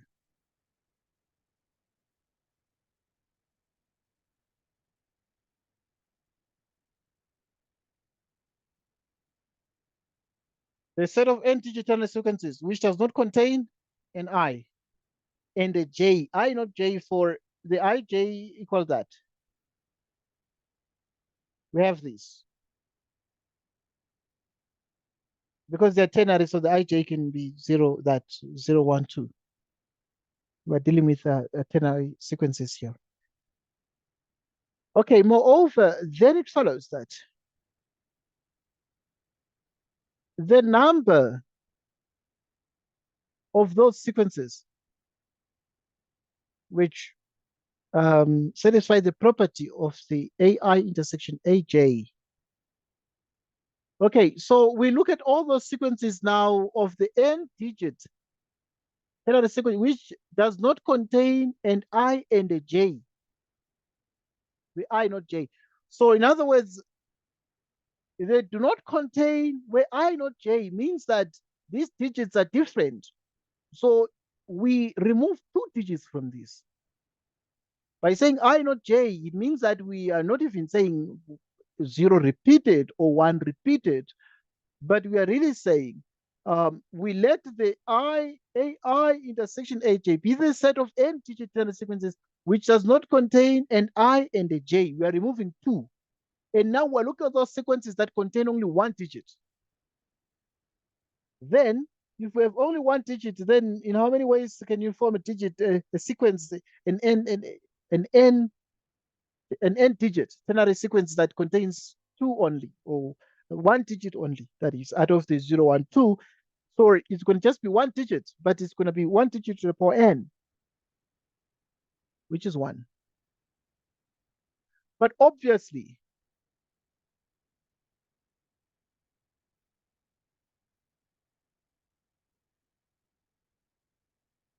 if we consider now the number of the sequences that do not contain AI, AJ, and then AK. So those ones that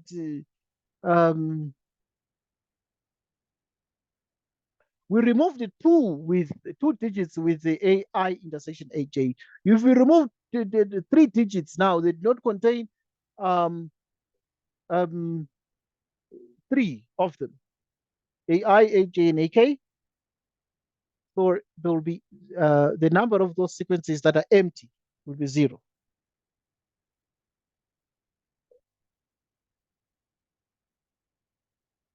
Okay, will be 0. We continue.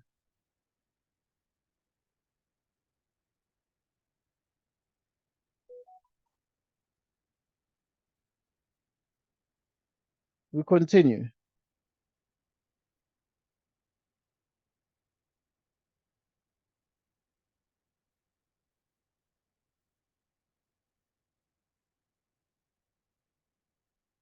We continue.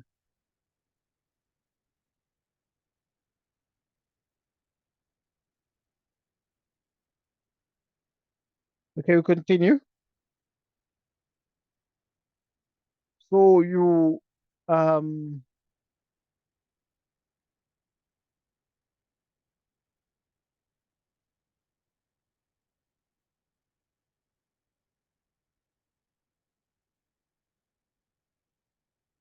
right. If you have this.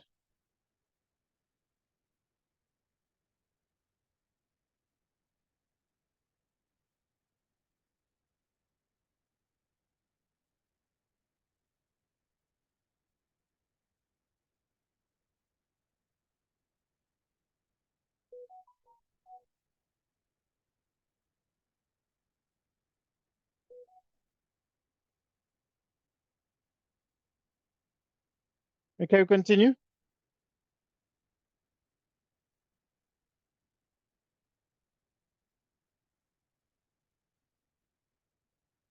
Okay. Right, right, right.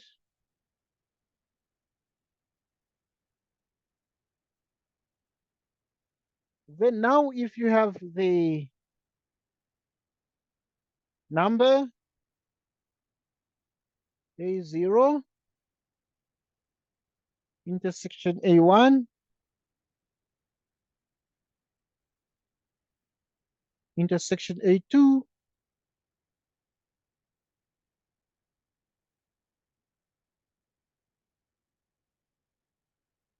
Okay, because now we're saying in which we're looking at the n-digit sequences in which 0, 1, and 2 appear at least once each. That is why even this one that it does not have 0, does not have 1, does not have 2, does not have the different digits, is going to be 0. If we count the number of such sequences that do not contain these unequal digits, will be 0. Such sequences in number, because we're counting the number of such sequences there. Okay, so we continue. We continue.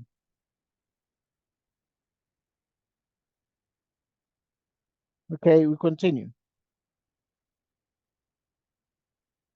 All right, I'm finishing this one, please. I'm just focusing on it. Okay, right. So now what is the inclusion exclusion saying here? It's saying is the total number of the possible countings minus, this is a formula, it's going to be A0 minus A1 minus A2 plus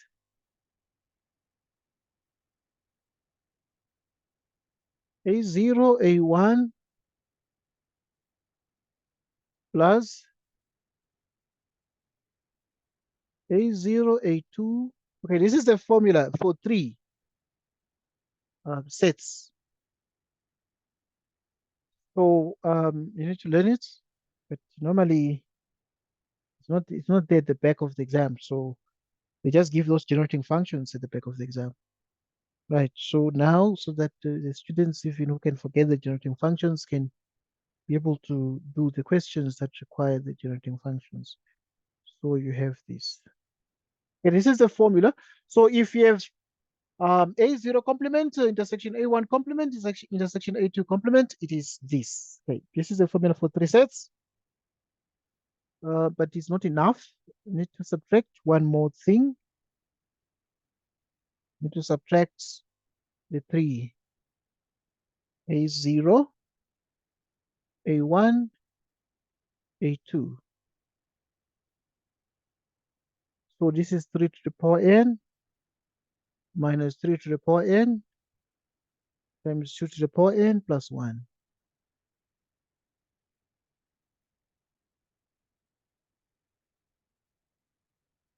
Um,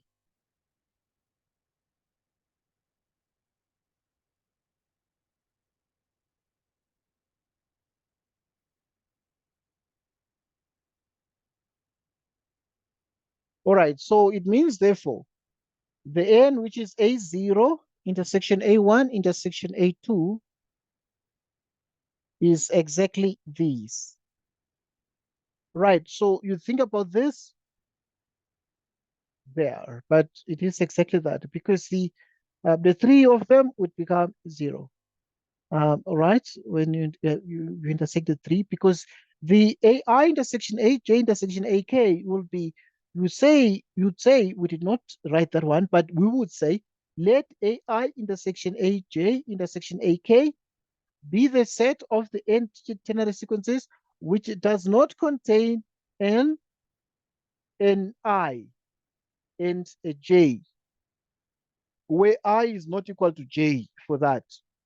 So it would not contain, if for the three AI, AJ, AK, it would not contain an I and a J and a K, I not J not K. For I, J, K equals um, 0, 1, 2. Right. So that would mean that obviously is the same thing here, because here we eliminated 2, so you would eliminate 3, but that is why there's 0 such. Why are they 0? Because the conclusion, the condition in the question is that 0, 1, and 2 appear at least once. So there's no way 0, 1, and 2 cannot appear in the sequence, because those will be 0 in number. Okay, so that is just one question there, something you need to note. Okay, let's get the next question. Right, find a recurrence relation with initial conditions for the number of n-digit ternary sequences which do not contain the subsequence 012. Okay, so it's a telephone code, some area code. Right, so now let's look at this carefully and make sense of it.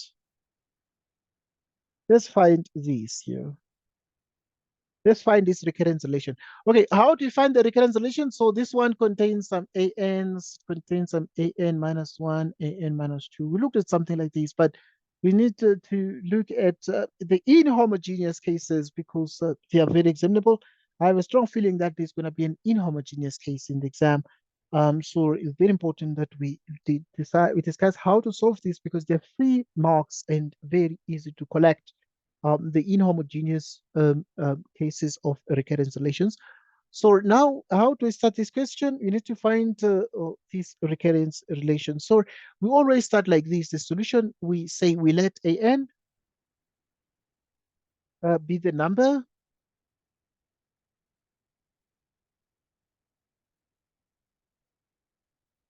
of sequences.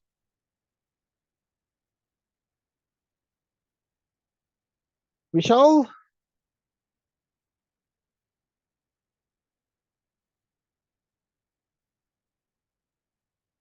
um,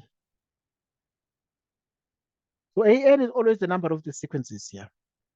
If you are supposed to find the recurrence relation, and then if an is the number of the sequences, so what we do is we call the such sequences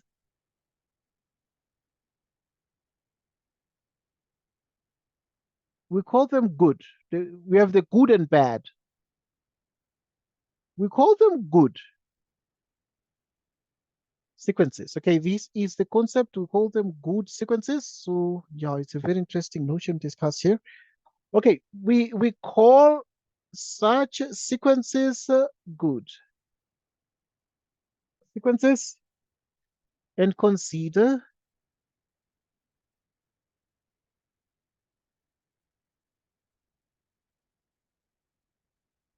the following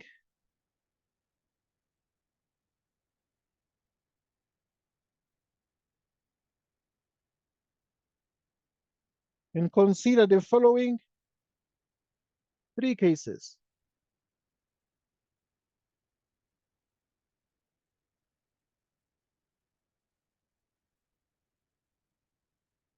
The sequence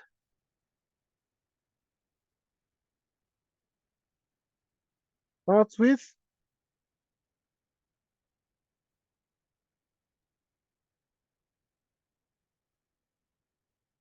a one. Okay, these are the good and bad. So let's look at the story of good and bad. They're very interesting sequences this we studied, but the method is a very nice one. So we let an be the number of the sequences. We call such sequences good sequences and consider the following three cases. Right, so the first case would be the sequence starts with a 1. The sequence starts with a 1. The sequence starts with a 1. Then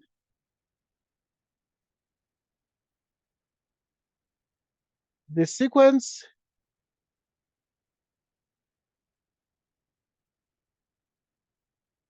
of length n minus 1 that follows that follows 1 also has to be good. Has to be good. Okay, good and bad has to be good. Hence,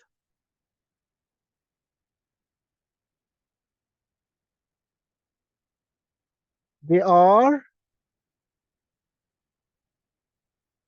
they are an minus 1 such sequences.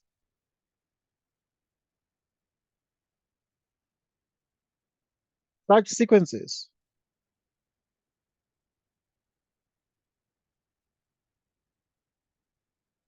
The sequence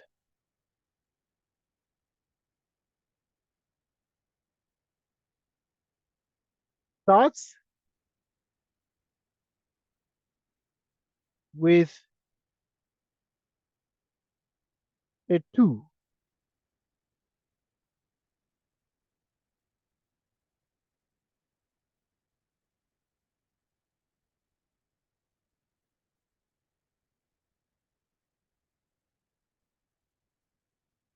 Okay,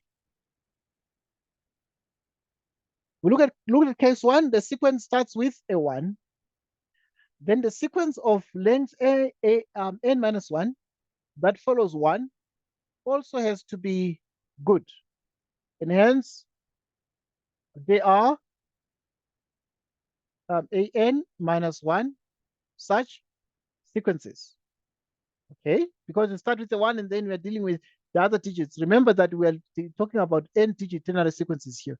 So obviously, if we start with the one, then we have n minus one digits afterwards. Okay, because altogether there must be n digits in every n digit sequence. Okay, now the sequence start with a two. So we look at case one. The sequence starts with a one. Now the sequence starts with a two.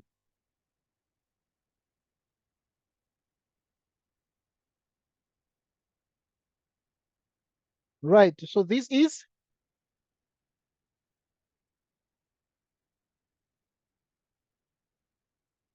the same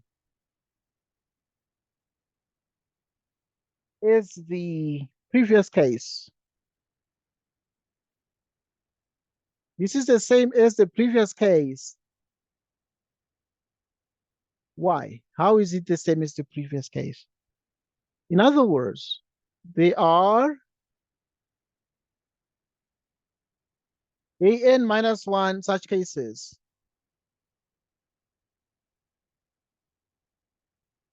Okay, if it starts with a two, then because you must have a total of n digits, right? It starts with a two. How many digits must there be at the end? There must be n minus one because now you have one digit here and n minus one. All right. So one plus n minus one is gonna give n. You are dealing with an n digit ternary sequence. So you have that. Hey, just note that n minus one here.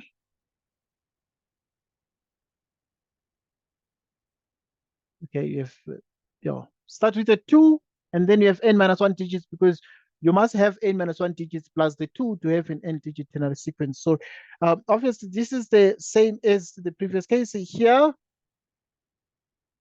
Right, are or rather they are an minus one cases. They are an minus one cases. Okay, they are an minus one cases.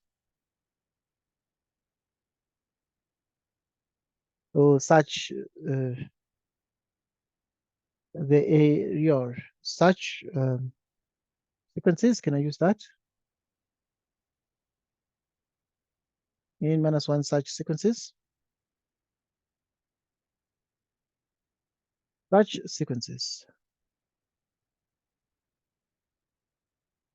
Okay. Now we have another case. What about if the sequence starts with a zero?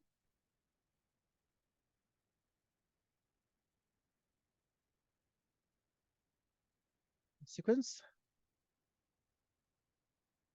starts with a zero.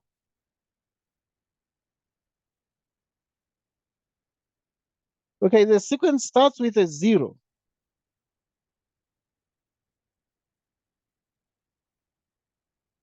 Then the next um,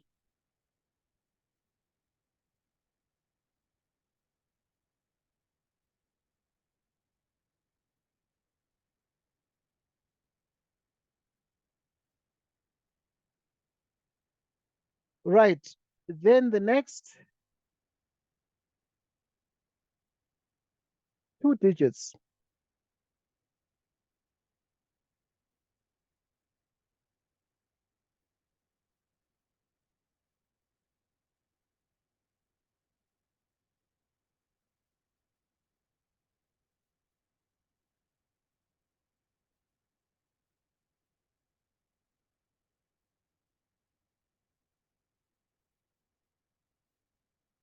then the next two digits cannot be 1, 2. Okay, obviously because it must not contain 0, 1, 2. So if the sequence starts with a 0, then the next two digits cannot be 1, 2. Why? Because then you're going to have the 0, 1, 2, and it's not, the sequence must not contain that. Okay, right? We have that.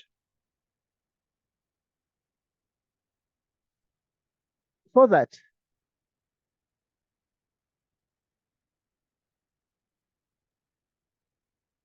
I want to say, hey, this is a very good example. I have a strong feeling it's going to come in the exam, these good and bad sequences. Right, so, um, so what can follow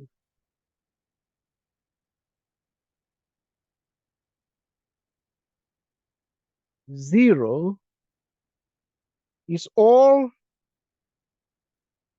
the sequences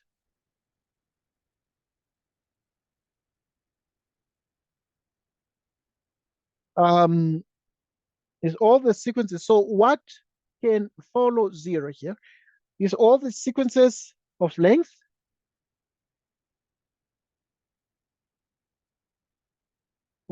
n minus 1. Okay, is all the sequences of length, right?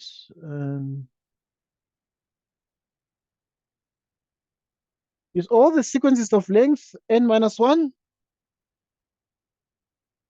You can either start with a 1 or a 2 or a 0. Okay, now we're looking at the case where the sequence starts with a 0, but we want to avoid the 0, 1, 2 because it cannot contain that. So we're really saying, right, so what can follow 0 is all the sequences of length n minus 1, excluding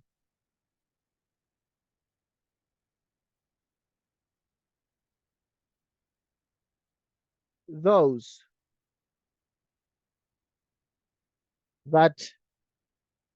start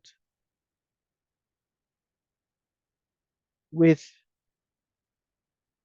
1, 2. Okay, so what can follow 0 is all sequences of length n minus 1, excluding those that start with 1, 2. Okay, make sure we understand. So I'm repeating that. So in the case where we have a sequence that starts with a 0, then the next two digits cannot be 1, 2. So what can follow 0 is all sequences of length n minus 1, excluding those that start with 1, 2. So we remove the 1, 2 case because it's not wanted in the question. Next. Okay. Next.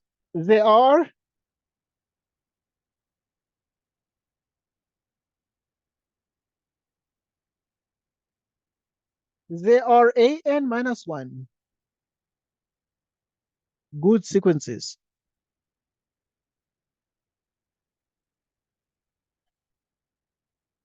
of length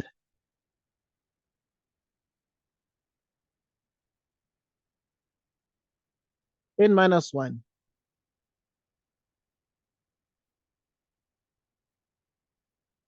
They are a n minus 1 good sequences of length n minus 1.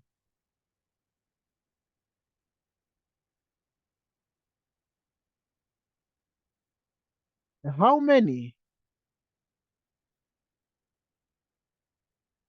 How many?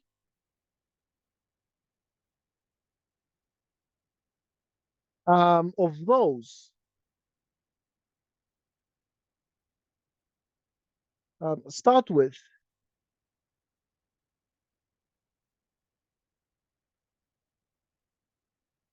1, 2. There are n minus 1 good sequences of length n minus 1. How many of those start with 1, 2?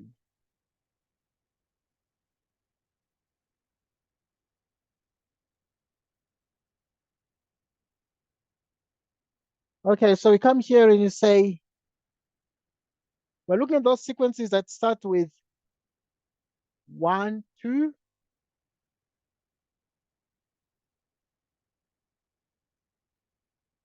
And then you have, for example, 2, 4, 6, 8, 10, 12, 14. Okay, look at that, about 14 of those.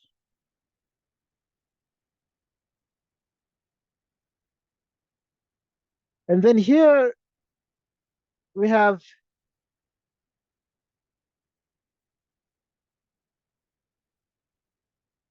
good sequences.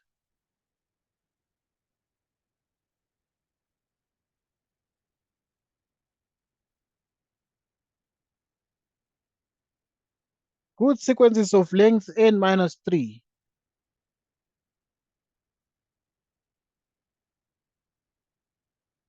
And then here we have some other sequences.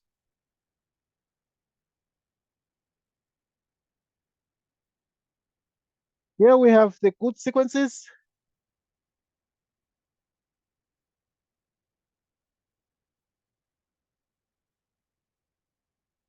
Of length n minus 1. They are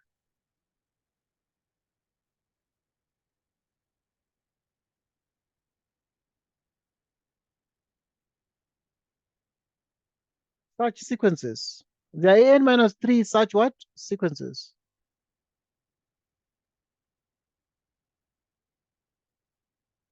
How many of those start with 1, 2? How many of those start with 1, 2?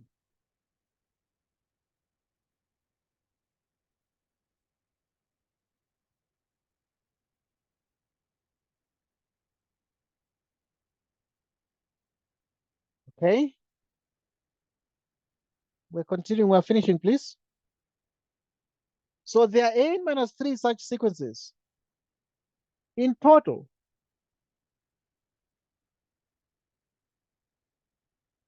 we get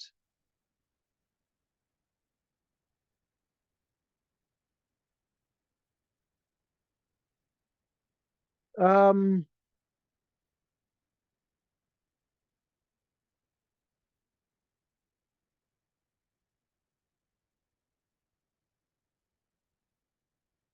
in total, we therefore get an equals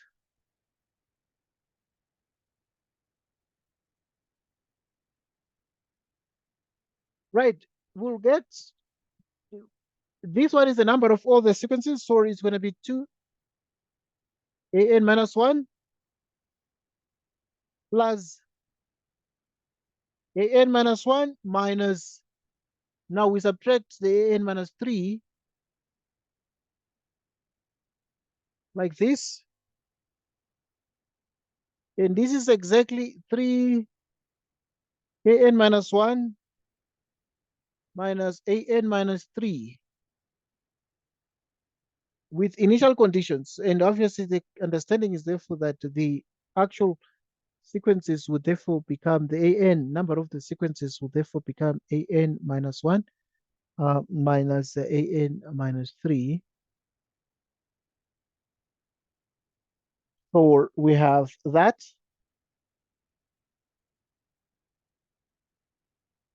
Okay, if this is the actual number of the sequences with the initial conditions,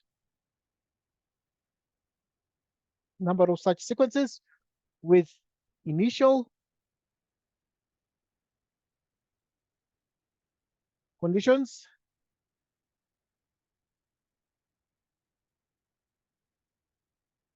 What the initial conditions is A1 equals 3, A2 equals 9, A3 equals 26. Those are the initial conditions. Right, we actually were able to see, like in our previous discussion. So in other words, this is the number of such sequences. So obviously we understand that A1 will be equal to 3. So we are looking at in how many ways? Because if you look at the first question here, what is AN? So you let AN to be the number of sequences. So obviously the kind of sequences we're talking about here is the number of the n-digit ternary sequences. So AN is the number of the n-digit ternary sequences. So the number of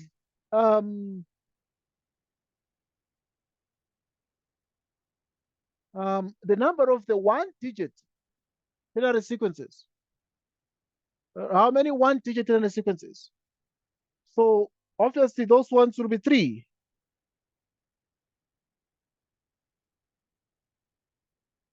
And then two-digit ternary sequences.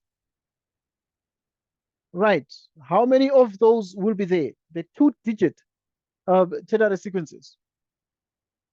Right. So the two-digit ternary sequences will be 9 of them. And the three-digit ternary sequences become 26 of them. And now here we have the first case, because you have the case where you start with 1, or this second case here. So you have AN minus 1, AN minus 1, and there are 2 of them. That is why you have the 2 of the AN minus 1. And then we have the 0 case here, which we are analyzing, the 0 case. So in the 0 case, you have the AN minus 1, and then you're subtracting AN minus 3 from it. Okay. And obviously, that would be the third case, the 0 case here. Okay. Once this is done,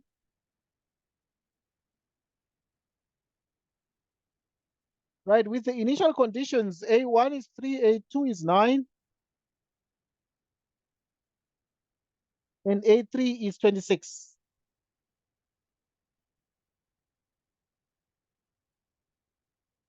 So what are the initial conditions? They're 3, A2, 9, A3, 26.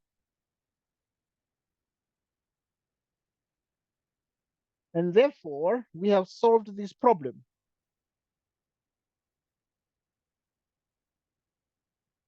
Okay. And now, you think about these things we've discussed. They are extremely important. And then now this concludes our discussion for today. You think about this, and it is my wish that we meet again tomorrow. I need to check a little chatting. Tomorrow is Monday, so we might have load shedding, etc. That kind of thing. Right.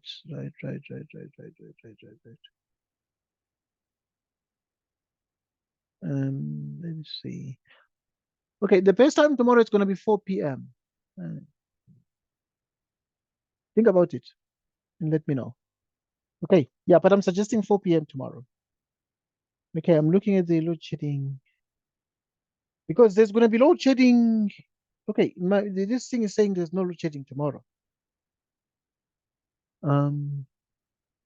Yeah, I'm suggesting 4 p.m. because you might have some possible activities, earlier than that, etc. Okay, there are many things we need to discuss at this point. Right, so it is very important that Um, we discuss the things tomorrow. It's very important that we discuss the things tomorrow.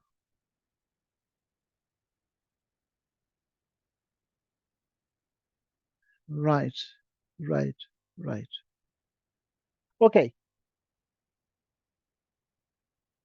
let's meet tomorrow at 4 p.m. And thanks for joining us. I know it was quite a lengthy discussion, but yeah, lots of sequences, but I'm hoping we simplify the things tomorrow, 4 p.m. Thanks a lot and goodbye.